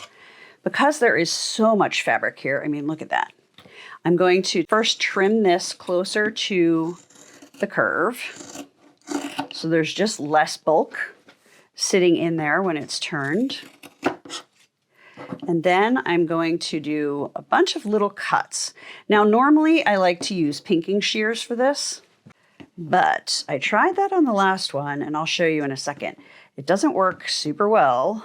Just make sure when you're doing this, especially if you use big scissors like this, don't cut your stitch line. Let me show you what happens if you want to try pinking shears. If you try and go more than like 2 or 3 teeth from the back, it bends. So it can be done. You just have to go a lot slower. Next step, we are going to turn it right side out. And then I just stick my hand in here and get these curves smoothed out nicely.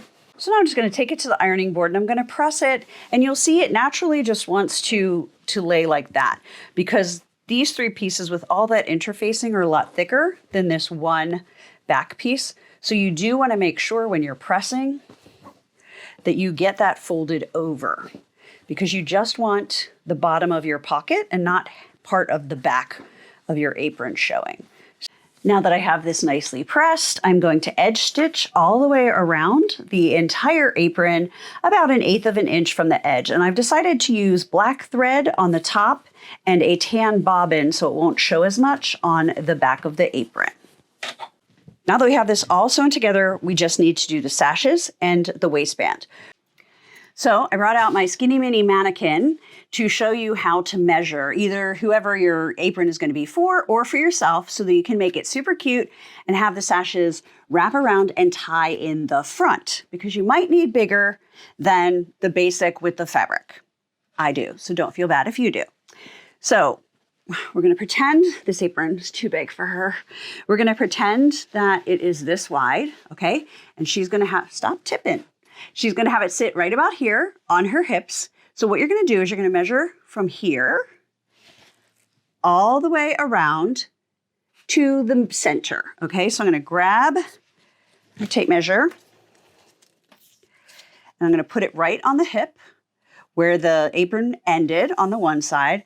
I'm going to wrap it straight around and then I'm just going to stop kind of in the center because that is where we're going to want to tie.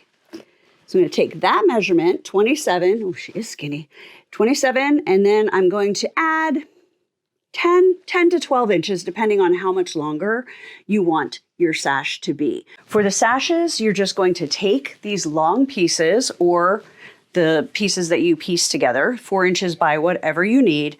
You're going to fold it in half, and then you're just going to sew one short end and all the way down the long end. I never pin this, I just make sure it's lining up as I'm putting it through the sewing machine. But if you're a newer sewer teaching somebody to sew or just prefer it, you can pin it that whole length. So you're going to do both of those and then we're going to turn those right side out. Now I want to show you one of my favorite things when you're doing long straps or sashes or whatever, bag things for bags, basically long tubes that you need to turn right side out. Now growing up, when my mom was teaching me to sew, we would put a safety pin on the end and then scrunch it. And I'm telling you, it is so hard on your hands to do that. So I want to show you how to use these fabric tubes from Drawstring if you haven't used them before. It has a nice plastic tube that's slippery. That's important. And then it has like a dowel rod or kind of looks like a chopstick. So what we're going to do, and we're going to do this for both of our sashes, I have it sewn together. We're sewed across and down, left one end open. I'm going to clip the corner, just cut that off so that we can get that turned well. And then, it's the fun part. I'm just going to put the tube into the fabric and just push it all the way down. Okay, see, that's pretty long, but you're going to be amazed at how fast we can turn this. All right, next you're going to take the stick and you're going to insert it, just kind of push the fabric in the end gently. Don't do it too hard because if you really jam it hard, you could pop through your stitches or your fabric, which would be a bummer, but fixable. Anything's fixable on sewing, except messed up cutting. So you're just going to push that in. And then you're just going to pull that fabric down until you can see the tube and the stick. So now all you're going to do is you're just going to pull it like that. Ah, look at how fast that was. Oh my gosh, just pull that off.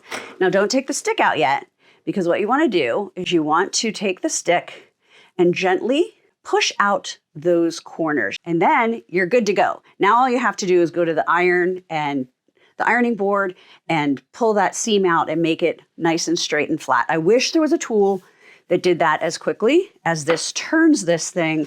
But you know what? This saves a ton of time over turning this right side out with a safety pin. So I'm going to take it. Now I'm going to show you how I figure out the perfect width for the waistband. I mean, if everything went perfectly, you would turn a 1/4 inch on each end and it would be the same width as your apron. But as we saw in the beginning, my apron was slightly off. So I just like to do it this way. I line my apron up with my waistband and then I just fold it so that it matches and I press each end. This way, You're going to have your waistband be the exact width that you want it the first time without having to adjust it later if your apron is slightly larger or skinnier than you thought it was going to be in the beginning. So see? Perfection. So now I can put that aside. And then the next thing I'm going to do is I'm going to do each of these long edges. I'm going to press them under a 1/4 inch. Then the final step before we sew this on is to fold it in half. Moving right along, it is time to connect the sashes to the apron and then put on the waistband. So each sash, you're going to put the raw edges like this, about 1 inch in from the edge, and have the sashes going off the side. And now, just like we used the top of the apron to determine the length of the waistband, we are going to use the folded waistband to determine the tuck that we're going to put into the waistband. So you see, well, let's actually put it right on there so we can see how it is folded over. And you'll see the waistband is slightly bigger. We don't want it sticking out. So what I do is I just take a really small tuck like that in the sash, make sure it's going to be well inside that waistband. And I overlap about 1 inch. And then I'm just going to put a little pin in that. And then I'm going to sew a rectangle to get that nice and secure. I'm going to tuck this side the same way. Now our last step is to attach the waistband, and it's just going to fold right over the top edge of your apron, and it's going to conceal the edge of your sashes and make it all look beautiful. Now, if you want to include a tag, you could put it in the back. So I'm going to get this lined up so the fold is on the top edge and these ends are lined up correctly. And then I'm just going to flip this back. I'm going to put my tag there. Do you put tags on things? Lots of people get them made with their names, or there's so many funny tags you can get now. Let me know in the comments if you're a tagger, not a tagger. So I pinned that where it needs to be, but because I'm going to be sewing from the front, I'm going to just pin again in the same spot to make sure that I catch that tag. And then I'm going to take the pin out of the back because that's going to be easier to take out as I sew. So once you get this all lined up, you just need to pin across this edge. And then we are going to sew all 4 of the sides. This 5-pocket apron is ready to roll. Grab those bins of fabric scraps, get yourself some Heat and Bond Ultra Hold, a glue gun, some sticks, and we are going to be ready to go. Who is ready to make super easy no-sew pinwheels for the 4th of July or any summer event? It is so easy, and it is a great way to use up your fabric scraps. For each pinwheel, you need 2 pieces of fabric, one that will be the inside, one that will be the outside / the back, the one that folds over, and a square of Heat and Bond Ultra that is just slightly smaller than each piece of fabric. Now, this is wonderful because not only is this a great way to use up fabric scraps, it is also a great way to use up scraps of Heat and Bond if you use that product. I took some Heat and Bond that I had left over from another project, and I did cut one square pretty big. This is about 7.5 by 7.5, and this one is going to be blue and white. And then I just cut these to whatever size they were. So this little guy is made out of 2.5 inch squares of fabric and a 2.25 inch square of Heat and Bond. You just want to make sure that none of that adhesive ends up on your iron. So I always cut it slightly smaller than my squares. So you can do any size you want. If you have little remnants of this hanging around, cut them into squares, cut some fabric squares to go with them, and let's get started. The first step is to iron this Heat and Bond adhesive in between the 2 pieces of fabric. So you're going to take your first fabric, doesn't matter which one, put it wrong side up, place your Heat and Bond in the center, heat your iron to medium, no steam, and then you're just going to press about 2 seconds. If you've pre-washed your fabric, you don't want to use any fabric softener. You want it to be stiffer. We want to let that cool before we pull the paper off. Could use a quilter's clapper, but I don't have one with me, so I'm going to use my hands and just swing it around. Now I'm just going to peel the paper off so that the other side of the Heat and Bond adhesive shows. You can kind of see that it's shiny. Now we are going to put our second piece right side up. So we're making a sandwich. Now we're going to press over that about 2 seconds to adhere that together. I'm going to do the other sizes while we let that cool. So here's a smaller one. Now you'll notice I'm not worried about these being frayed because I like to trim them after I've made a Heat and Bond sandwich so that we have nice crisp edges. Now we are done with our ironing board and it's time to trim our squares. I'm just going to trim these so that the edges are nice and crisp and the Heat and Bond is all the way to the edge, but we didn't risk having any of it go onto our iron. The next thing you're going to do is you're going to decide which fabric you want to be what I call the inside, so the side you see on the points, and which side you want to be the outside, or the side that flips into the center and that you will see on the back. Since we already have this one with the red on the inside, I'll do this one with the blue on the inside. Then we'll do the red on the inside. The next step, you can use a pen or a pencil, and you're going to draw a line in both directions. And where that line intersects right here is the center. So that is where everything's going to be folded into and where you'll do your corner to corner you want to put as your little decoration to cover the glue. I'm going to use my smaller scissors, just a little more precise of a point, and I'm going to go about 1/2 inch from the center. This one is 3 1/4 inch square once I trimmed it. And then this one, about 1/4 inch from the center.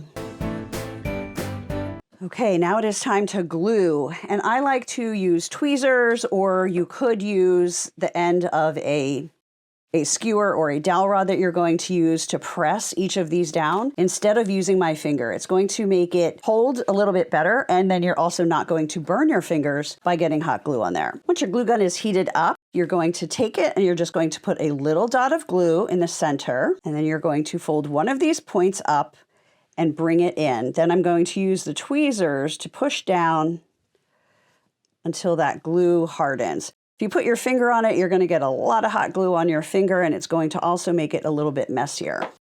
Now we're going to do the same thing for all 4 points, and you're going to pull every other point into the center.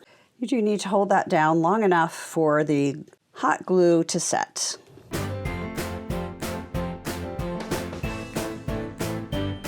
Then it's kind of messy in the center, so I'm just going to put another dab of glue, and I'm going to add a button. Now with hot glue, you always get some of these little flyaways, so you're just going to pull those off. If you end up with any threads coming off with that, you can just trim those. But there is our 3 1/4 inch square turned into a pinwheel. Now we'll do another small one.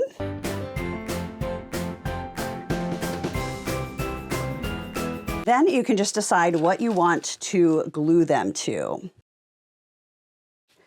This is a nice size dowel rod for this. So I'm going to put some hot glue on there, and then I'm just going to attach it to the back. So that one is ready. Now these smaller ones, you could put on these shorter sticks. These would be really cute in plants. Put them in the yard, put them in flower pots. I'm going to put them all on the sticks. It's pretty long for this tiny pinwheel. So I'm going to take regular scissors, not my fabric scissors, and I'm just going to cut this to whatever size I want. So that looks more proportionate to me. So then I can just use this other one for the second one, and I'm going to cut the sharp end off.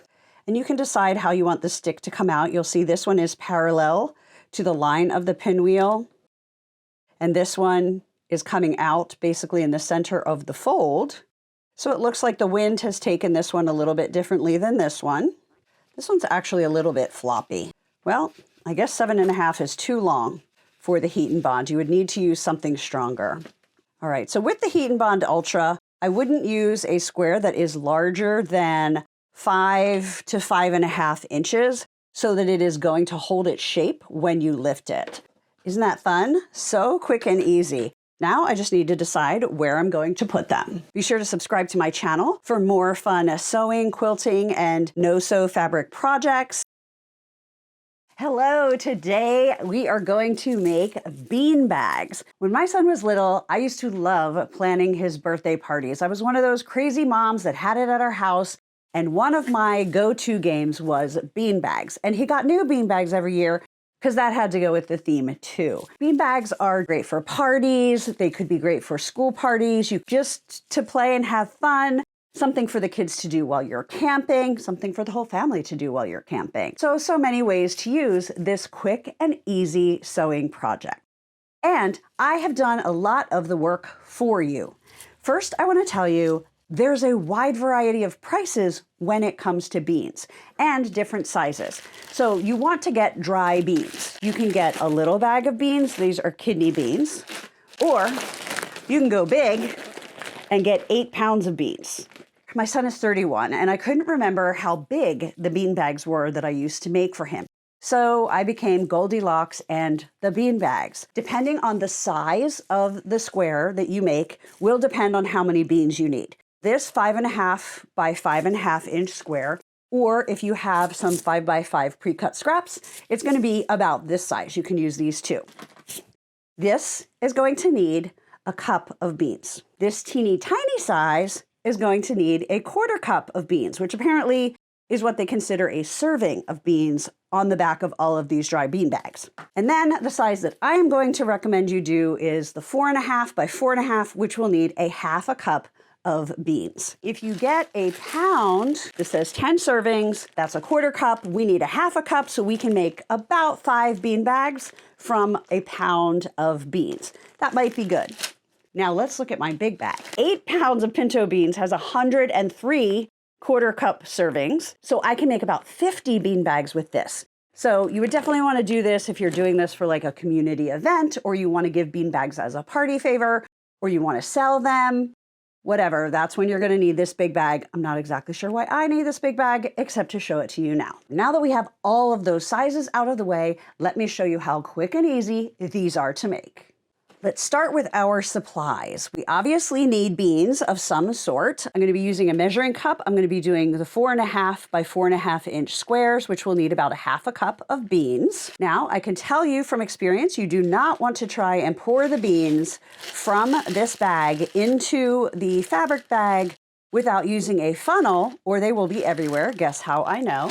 So I'm using a piece of cardstock and some tape. We're going to make a funnel. You need a little iron, or you can use any kind of iron. I'm just going to use this little mini one. And then fabric and some clips, rotary cutter and a blade. So I have cut this Paw Patrol fabric.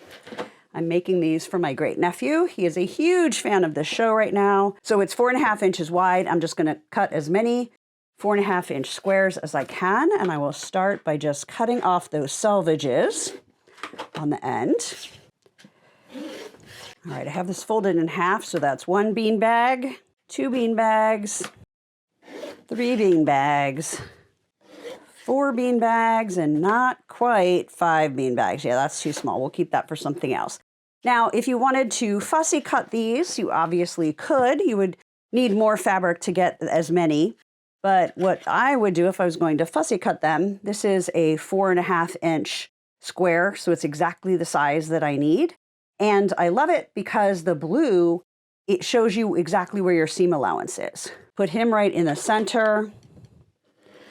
Cut that. I'll definitely use that. So you can fussy cut, or you can just go with whatever it ends up being. We're going to make 4 bean bags. So you're going to take your 2 squares, you're going to put them right sides together. We're going to sew 3 of the sides with a 1/4 inch seam. And because this is beans, it's not something thin, it's not flaxseed or anything like that, you can just use a regular stitch length. You don't have to go small. Okay, so I have them all matched up. Now we're going to head to the sewing machine and sew those together. Because these are bean bags that we're making, it isn't going to matter if the seam allowance is off a little bit. So I'm not even going to pin these. I'm just going to line them up, and they're not really big. I'm going to use a leader fabric before we put the first one down, which basically means a scrap piece of fabric that I'm going to have under my foot and over my feed dogs. Then I'm going to put this down, and I'm going to sew from that onto this. That will make sure there are no bird's nests on our actual project, and you don't have to worry about pulling up that bobbin thread. Once you get onto this fabric, you want to go back and forth, and then we're just going to sew the 3 sides with a 1/4 inch seam. I'm just going to cut that off. And then I'm just going to daisy chain these and keep going. You could let them swing around or cut them off as you go. And you can see every seam isn't a perfect 1/4 inch, but it does not matter because, again, it's a beanbag.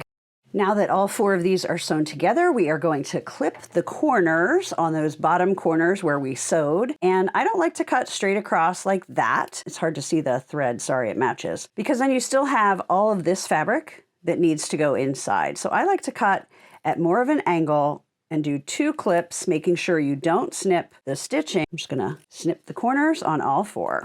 Have you ever made beanbags before? Let me know in the comments. I'd love to know if this is something that you've done for your kids like I did for mine, if you do it for schools, for church events, or how and when you have used beanbags, or how and when you think you might use them. Okay, now we are going to just turn them all right side out. Let's see, using my finger, I really can't get that corner out very well, so I'm going to grab a turning tool.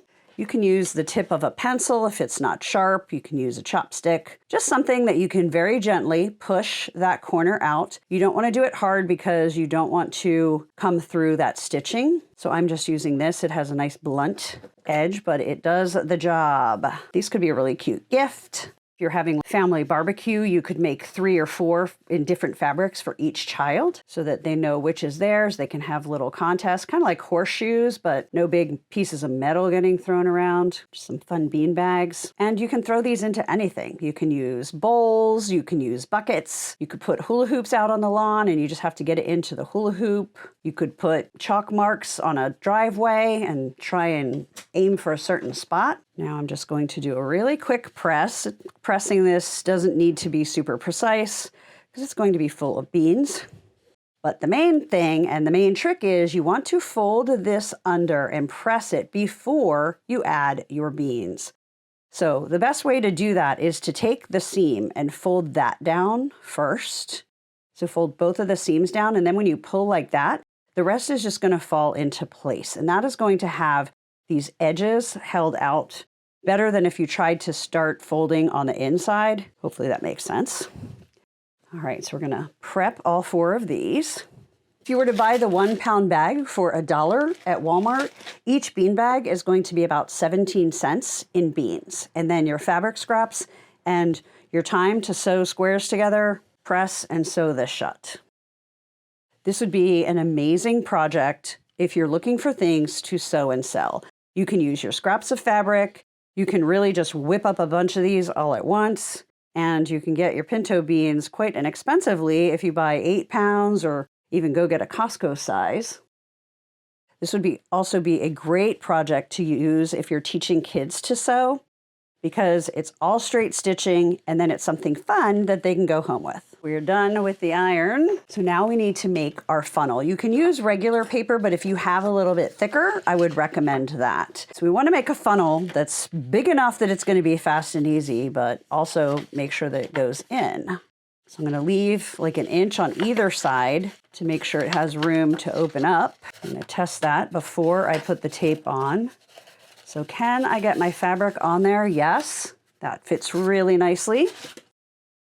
Tape that together and we have our bean funnel. So you're going to take your fabric, put in your funnel, take your 1/2 cup of beans, pour that in, put that back together, put a little clip on and move on to the next one.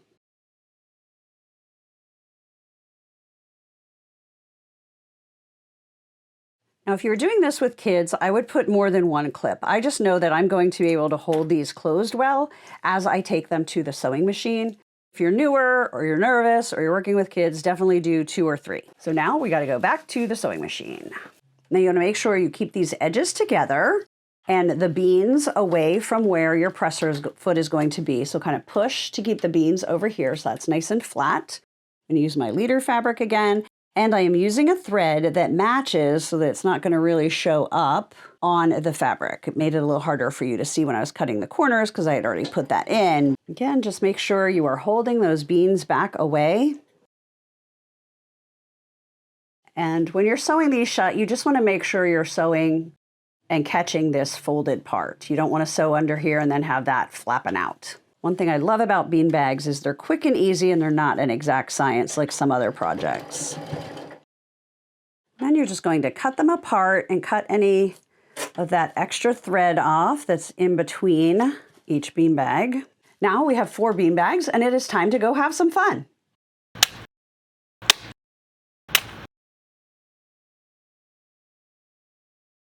So whether you're going on vacation by plane, train, automobile, or even on foot, if you have a bag, it needs a tag. So let's get started. First, you're going to need 2 pieces of fabric, one for the outside, one for the inside, 11 inches by 4 inches.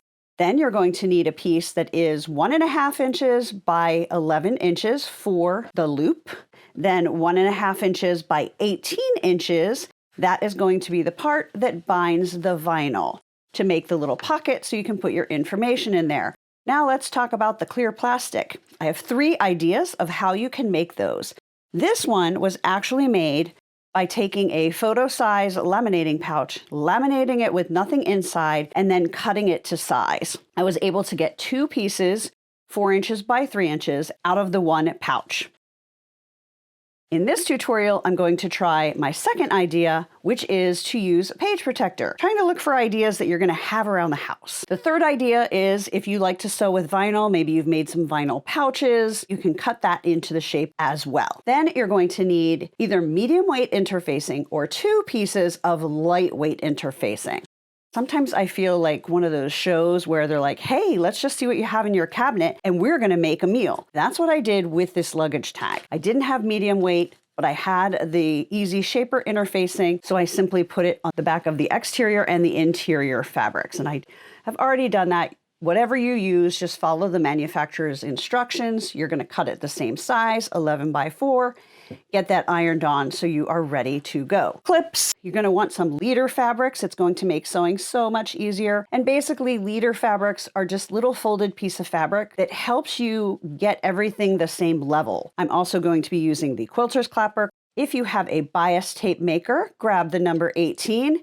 If you don't, that's totally fine. You can make these pieces with or without it. Then a turning tool. You will also need to know how to make buttonholes on your sewing machine. I'm just going to say make a buttonhole. We're not going to go into how to do it because every single machine is a little bit different. Let's get started. The first thing we're going to do is we are going to take our 2 pieces. I'm going to put them right sides together and we are going to cut these corners. And it is basically 1 inch in and 1 inch out. So what I'm doing is I am positioning this on my cutting mat so it is lined up with 1 inch lines. That way, I can just take my ruler and I can line my ruler up at a diagonal from the 1 to the 1 and I can cut. I don't have to measure and mark my fabrics. I can just let the rulers on my cutting mat do the work for me. So now we have 2 pieces of fabric with the corners. This is going to be my outside, so they'll coordinate when I travel, but not totally match. But they need to match enough that my husband's going to know they go together and that it's definitely my luggage. Makes sense, right? This is going to be the lining. We're going to put the exterior fabric aside for a while. We're going to be working with this one 90% of the time for this project. Now it is time to iron our 2 strips that are going to become the strap and the binding for the vinyl window. And I'm going to show you how to do it with or without the bias tape maker. And I will have a link below this video. If you have never used a bias tape maker, I have a more in-depth tutorial about how they work and what they do. So I will put that there if this is new to you. So I'm going to turn the shorter one, wrong side up, and grab my iron. Now I also did starch this fabric before cutting them to size because the starch helps these creases hold better and it also makes it easier to guide it through the bias tape maker. You don't have to, I just prefer to do that. All right, so pass number 1. Now I'm going to open it back up. Wrong side up, and now I need to go through and I need to press both of these raw edges into the center. You don't want to press that crease that we just made flat, so make sure the tip of your iron is staying off of that first fold. So without this bias tape maker, I'm having to press 3 times where I'm only going to have to press once. So this is a very inexpensive tool, very worth having in my opinion. I use it for a lot of different things. So I would definitely invest in that. And I do have a link if you want to grab one on Amazon below this video. Now our last step to make the strap is we're going to now fold this in half again so that those raw edges get encased in the center. So that is ready to be sewn. Now let us use the bias tape maker. So what this does is it takes this fabric, it goes through here, and it folds it so that the raw edges meet. So we're going to iron once instead of 3 times. So you're just going to push that through. And sometimes it doesn't come all the way out, which is why you want this. There's a little slot there where you can stick that and kind of just nudge it, help it through. I'm going to pull that out the other side. Now, before you go crazy, you want to make sure the fabric is feeding evenly, which it wasn't. So we're going to adjust that so it's going up the sides about the same amount. And then we are also going to make sure that on this side, these edges are meeting. They're not overlapping. There's not more on one side than the other. We want them to be nice and centered. So if you just take a minute to focus on those 2 things before you get started, this makes this a breeze. Now I'm just going to put the iron on there and start. And I usually just pull back a few inches and press. And you're just going to move until you've done the entire length of the fabric. How easy that was. So much faster than doing it in half and then bringing those raw edges into the center. So now I'm just cooling that off because it did get quite hot, and folding it and pressing it in half.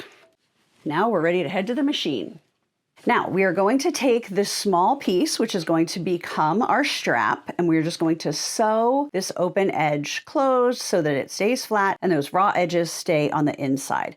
I am going to use a leader fabric. I'm going to butt this right up against there. Then I'm going to put that under the foot and under the needle. And what that does is it keeps everything even. Not that this is that thick, but it is going to help it move more easily. So when we start to sew, the feed dogs have something to grab onto, and it's not just going to get hung up. And because we're not sewing on it, it just pops right out the back, and you can use it over and over again. Then just to keep it straight and not sew my fingers, I usually use scissors when I get towards the end. I'm going to just keep mine like this with it just sewn down the one side. It's so skinny, and it's going to be for a luggage tag, but if you prefer the look, you can go back and sew the other side as well. Totally up to you. The next thing we're going to do is start preparing our vinyl window. We're going to take the 18-inch piece that we folded over, and we are going to bind this fabric just like it's a quilt or a quilted project.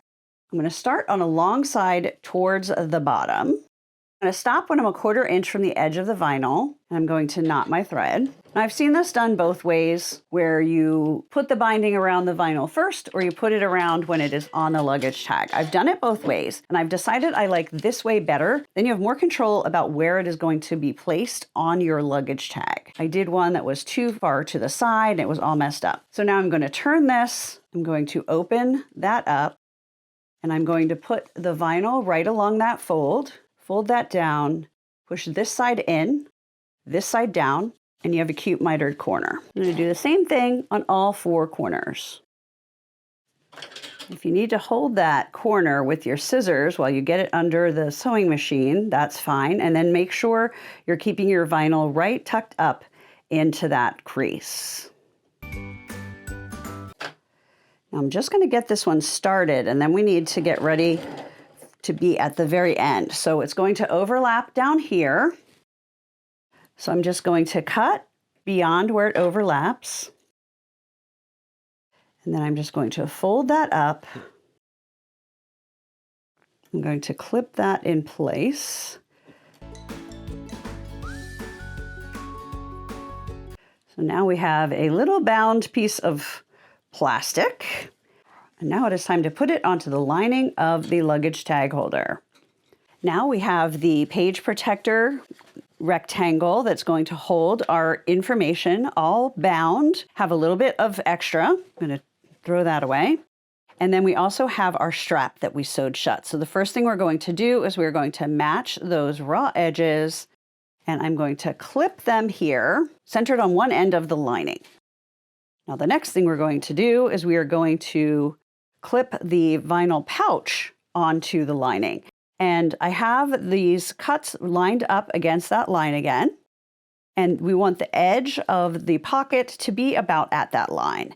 And you want to make sure there's at least 1/4 inch on either side. So you really want to make sure you have that centered. If you have any of these large fabric clips, I don't use them often, but I do use them sometimes. And this is one of those sometimes. Very, very convenient. Now what we're going to do is we're going to sew on the outside, so not where we already sewed, on the outside down here, up here, and over here to secure the pocket. Make sure you leave this part open that's up at this top by the angled edges so that you can put the paper with all the information in there. I'm going to start by just basting the strap on here so that we know that it's going to stay in place. And now I'm going to sew around here, but you'll notice that's pretty thick. So we're definitely going to be using leader fabrics. This time I'm going to use 2 so that the leader fabrics are about the same thickness as that pocket. See how that's nice and flat versus this that has a big bump. So we're going to put that all underneath. I'm going to put my foot down. I'm going to raise my bobbin thread and I'm going to sew.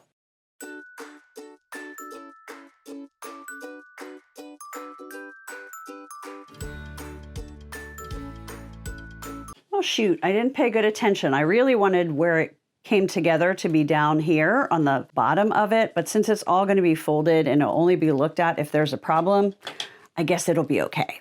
Now we have the window sewn on and the strap basted onto the lining fabric, and then we have the exterior fabric. Now I do want to show you this. Both of my fabrics are directional and I want them to look the same. So this is the right direction. When it unfolds, I don't want this to be upside down. This is non-directional, so I didn't have to think about that at all. But for this one, I do. So what you do is you just put them down so that they're facing the same direction. So they're all facing me. And then I'm going to turn it over and put them right sides together. That way we know they're going to be going in the same direction. Now it's kind of bulky because we have this and then we have this. So it's important to make sure you are matching all of these edges well. We're going to sew all the way around with a 1/4 inch seam, and we're going to leave 4 inches open up here next to the pocket. Because these two pieces of fabric aren't going to be completely flat against each other due to the strap and the pocket, I use a lot more clips than I normally would for something like this. And it's really important to mark. So I'm going to feel this is where our pocket is. So I'm going to mark about 1/2 inch from that edge, or that, see that angle there. You don't want to stop right there. I want to come in a little bit. And then I'm going to go down to where the other edge of the pocket is. So I'm going to sew from here all the way around to here. You want to go back and forth at the beginning and the end, since there will be a little strain on this seam as we turn it right side out. And if you don't sew a lot, sometimes it's very hard to eyeball where you're going to need to lift your foot and pivot. So if you want to make that easier, you could take a ruler and just mark that 1/4 inch line. So like that. If you just draw on the corners, you're going to know exactly when you need to pivot, right at the point where those lines intersect.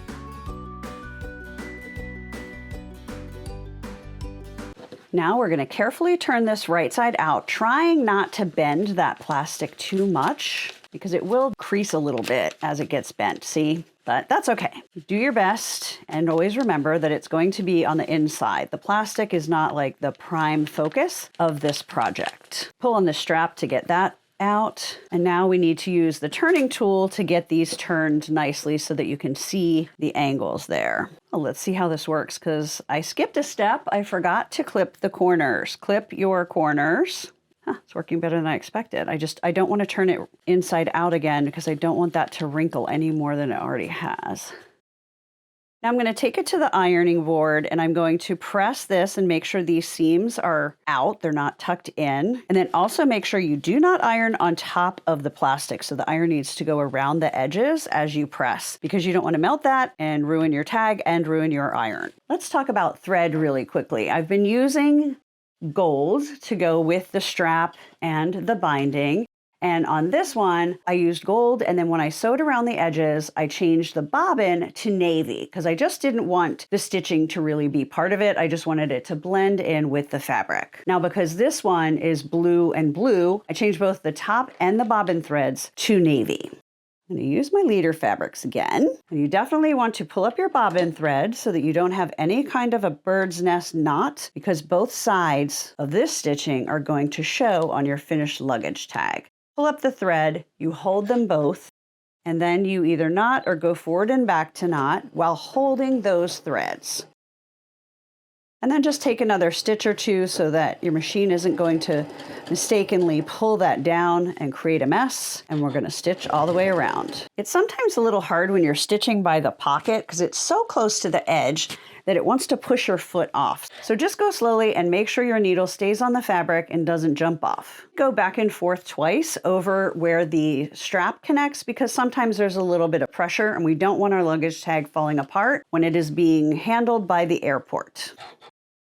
Now that we have sewn all the way around, we are going to flip this down and we are going to sew basically as close as you can because that's really thick there. We're going to sew across there about 1/4 inch from this edge. And the reason we need to do that is so that it will fold and sit properly when you put the strap through the buttonhole to close the luggage tag. Now all that's left is to put a 3/4 inch buttonhole in the center over here. And because every machine is different in how they do buttonholes and how the buttonhole feet work, you're just going to need to look at your instructions and learn how your machine does that function. There are so many times and ways you could make luggage tags. They'd be fun for a girls' trip, for a family vacation, have everybody have matching tags. It could be a fun bridal shower gift, start their new lives together with new luggage tags. Let me know in the comments what you would make luggage tags for. Now we just need to grab our seam rippers and open that buttonhole. And I'm going to do what my grandma taught me to do. Put a pin across the end of the buttonhole so that you don't get overzealous and cut through those end stitches. Put my seam ripper straight through and then very, very slowly cut the fabric that is in between those buttonhole stitches, and you'll see it won't go any further because I put that pin in there. Now it's done. All you need to do is put a piece of paper with your contact information in. You're just going to fold this in half, take the strap, put it through the buttonhole, pull that closed, and I have a super cute luggage tag ready to go. And I actually have 2 that are going to coordinate for my trip. Let's look at these 2 types of plastic that I used for the windows. This was the photo lamination product. And then this one was the page protector. Now, more people have page protectors in their home than they have laminators and laminating pouches, so I wanted to give you options. So if you give this a try and post it on social media, be sure to tag me. I am at Artist Tara Reid. Be sure to subscribe to my channel so you don't miss any more free tutorials. And I would also like to invite you to check out my membership at sewwithtarareid.com. You can watch the video and learn how to make this. My members also have very detailed directions with lots of photos for this project as well, but that is a member exclusive to get the printed pattern. Try it for $1, see if you like it. It's a lot of fun and it's ad-free. So be sure to check it out at sewwithtarareid.com/$trial. Happy sewing and safe travels. It's traveling season. And if you are like me and so many other people that I know, you might have a fluorescent neoprene handle to help you try and find your suitcase in the sea of suitcases. Not the most attractive. So let's make something cute in just a few minutes out of fabric that we love. Another reason I love this because it is made out of a square. When you're cutting it, you don't have to pay attention to what direction you're cutting. So if one side's longer than the other, you do have to pay attention to which direction your fabric is going, unless it's non-directional, of course. But this way, you just make your square and then you figure it out later. Here is what you need. 2 pieces of fabric, 5x5, a 5x5 scrap of batting. It could be fusible fleece, it could be quilt batting, whatever you have. And then a 4-inch piece of Velcro. Then I'm also going to use this cute little bird to turn the corners. But that's later. So all we do is we put these right sides together. And if it is directional, make sure you put them in the same direction. And And then you're going to put the fleece on top. Now you're going to take this to your sewing machine. You're going to sew all 3 edges and leave an opening here. Now that I have that sewn together, I'm going to clip the corners, making sure not to get the stitching. And then this part is optional, but it does make it a little bit easier. I'm going to put a ruler right below the stitching so that when I do a chalk line, it goes right in line with the stitching. See how that looks like it's the same line? Then I'm going to very carefully take my scissors and just trim out this fleece. It's going to make it a lot easier when we fold it to get that open part folded over correctly without having to fold the fleece as well. Now we're going to turn it right side out. All right, I like to get my corners pushed out as well as I can with my fingers. Then I will use a turning tool. Super cute little Riley Blake bird, love it. And then just very gently push at those corners. If you go too hard or too fast, you might find your turning tool comes through and then you're going to be very sad. Now I'm going to take this to the ironing board and I'm just going to have this folded under, and it's really easy to figure out where to go because I just go right along that fleece. And I'm going to press that, and then I'm going to sew all the way around with about 1/8 of an inch from the edge. That will close this opening. So I can decide, do I want this to be the top? Do I want it to be this way, or do I want it to be this way? I mean, it doesn't really matter. Some people will look at it from this direction, but I usually like it to go the direction of like my suitcase. I kind of like that side better. So if I want this to be the top, then I'm going to put the scratchy side here, aka the hooks on this side, and then I'm going to put the loops on this side. So I'm going to go back to the sewing machine, hooks, loops, just like this. Hooks on one side, loops on the other side, so that when you fold them over, they meet and they stay on your suitcase. That's it, it's done. We have the hooks on one side, the loops on the other. So we'll just show you again how I put it on. I'm going to center it. I'm going to put the loops under. Then I'm just going to roll the fabric so that the hook connects and it is on there nice and secure. If you are packing for a trip, these do not go in the suitcase without a bag. This is so easy to make. It keeps everything clean in your suitcase, and because it has a French seam, it is totally washable. The size for women's is perfect. If you cut it 22 inches long and you cut the width of fabric in half, you get the perfect size for most women's shoes. The beauty of doing a French seam, which is like this, which basically means encasing the raw edges in there, is that this is going to get dirty from these shoes too, so you can always pop those in the laundry with everything else when you get back from your trip. I've seen them before where they've had zippers, but I don't want to do a zipper for a shoe bag. This is the quickest and easiest way. Drawstring, one side, the extra fabric folds up, you can make it nice and tight, and they're cute. Of course, my husband didn't want one quite as cute, and his shoes didn't fit in this size bag as well. So what I made for him was a bit more manly, and I cut this one 28 by 20, added a drawstring, still plenty of room, can fold it up, compacts beautifully. So now we are ready to travel and all of our clothes are going to stay clean.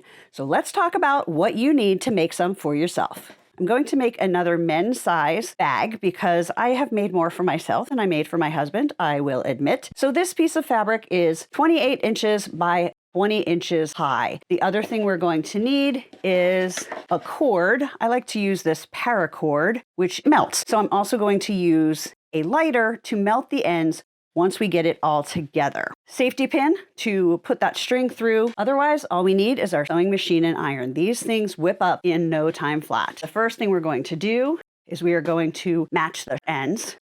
And we want to make sure we have this wrong sides together because again, we're doing a French seam. And while this seems weird, and I will admit I have done it backwards by mistake, this is how we want to go. It is really important to get these edges matched very, very well because what we're going to do is we're going to sew about 1/8 of an inch from the edge. Then we're going to flip it the opposite way so that the right side is on the inside, and then we're going to sew again. But if you don't have these edges lined up well, You might not catch these first row of seams in the French seam. Next, because we're going to do a drawstring channel, I'm going to mark down 2 inches from the top. So I'm putting a pin 2 inches from the top because that is where we want to start sewing. You don't want to sew all the way to the top because of how we're going to be making the channels. So we're starting to sew at this pin. We are going to sew 1/8 of an inch from that raw edge. We're going to go down the side and across the bottom. Now that we have sewn, we're going to take it to the ironing board. We're going to turn it wrong side out and make sure you push out those corners. Now, because we are going to be encasing this raw edge, we need to do a really good job pressing these seams so that that seam is right on the crease. And I often just roll it with my fingers a little bit to get it out so that both sides are even and that that seam is right on the edge. In addition to using these for shoe bags, you could use this size or a little bit bigger as a laundry bag. So now that we have that pressed nicely, we're going to go back to the sewing machine. Now we are going to sew down the side and across the bottom like we did the last time, but this time we will be catching that seam inside our stitching.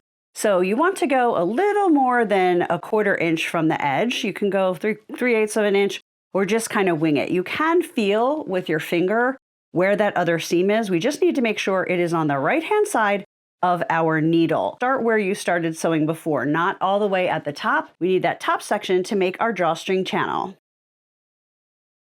Now back to the ironing board.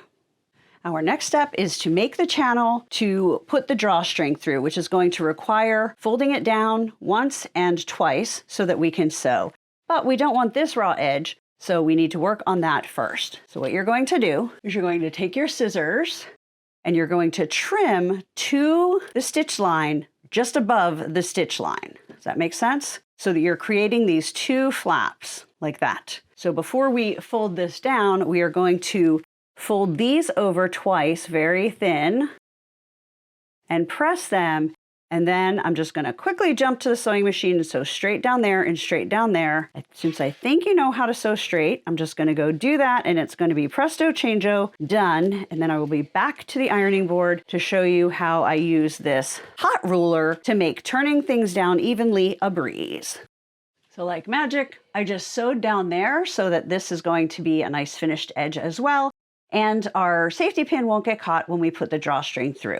The goal here is to fold a teeny bit down and then fold it down so that this fold is basically lined up with where we cut. This hot ruler is really cool. It is a ruler that you can iron right on top of, and it is no problem. And it has all the different markings. So it's an easy way to quickly get things even. So I'm just going to put it up there so that I will be folding down 1/4 inch.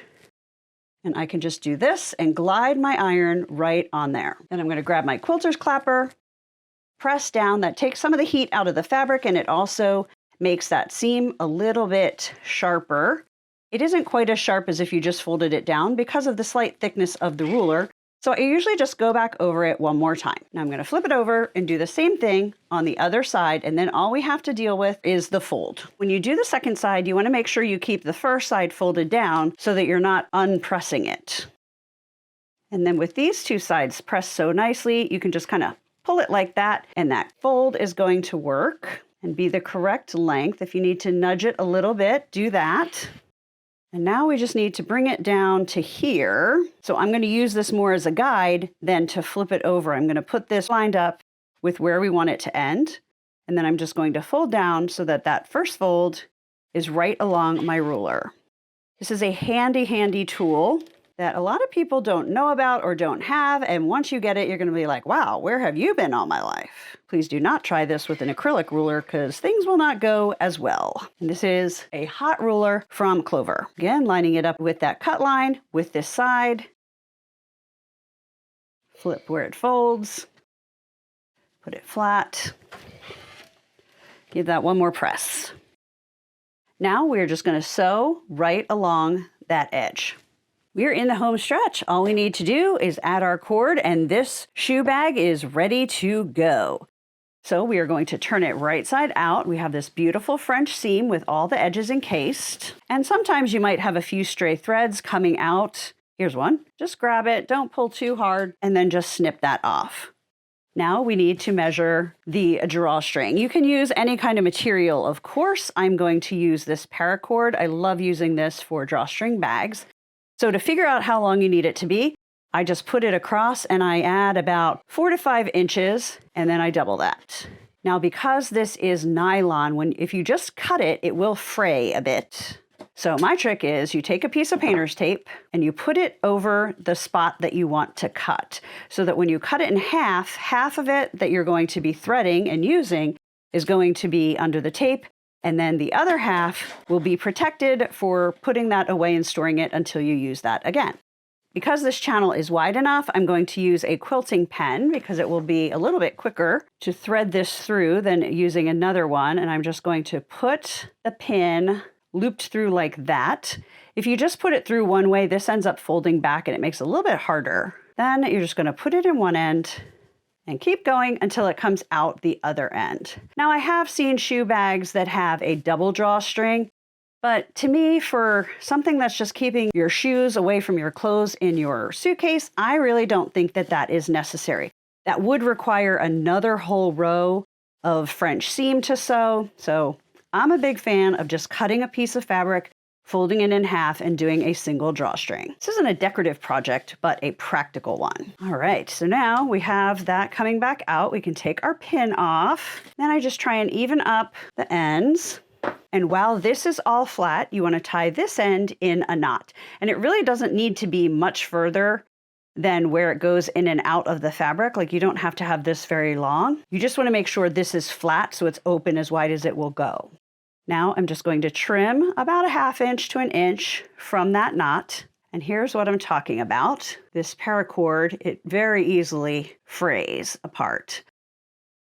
But because it is made of, I believe, nylon, it will melt. Be very careful using flames. I'm just going to gently put that on there.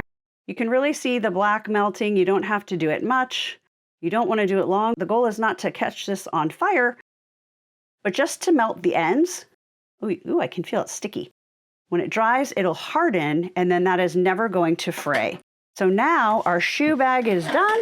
And it is ready for my husband's sneakers. Put them in the big part down first on its side, and then the bigger part up top. They go in super fast. And now we are ready to go somewhere and have fun. This drawstring shoe bag is so easy to make, and it is the perfect gift for anyone who travels, whether it's the occasional vacation or someone who is constantly on the go. This keeps their shoes away from their clothes. It is super simple, compact to pack, and it is easy to make. So the question is, who will you make one for first? Be sure to leave me a comment and let me know how many of these you are going to make. Have a fantastic summer.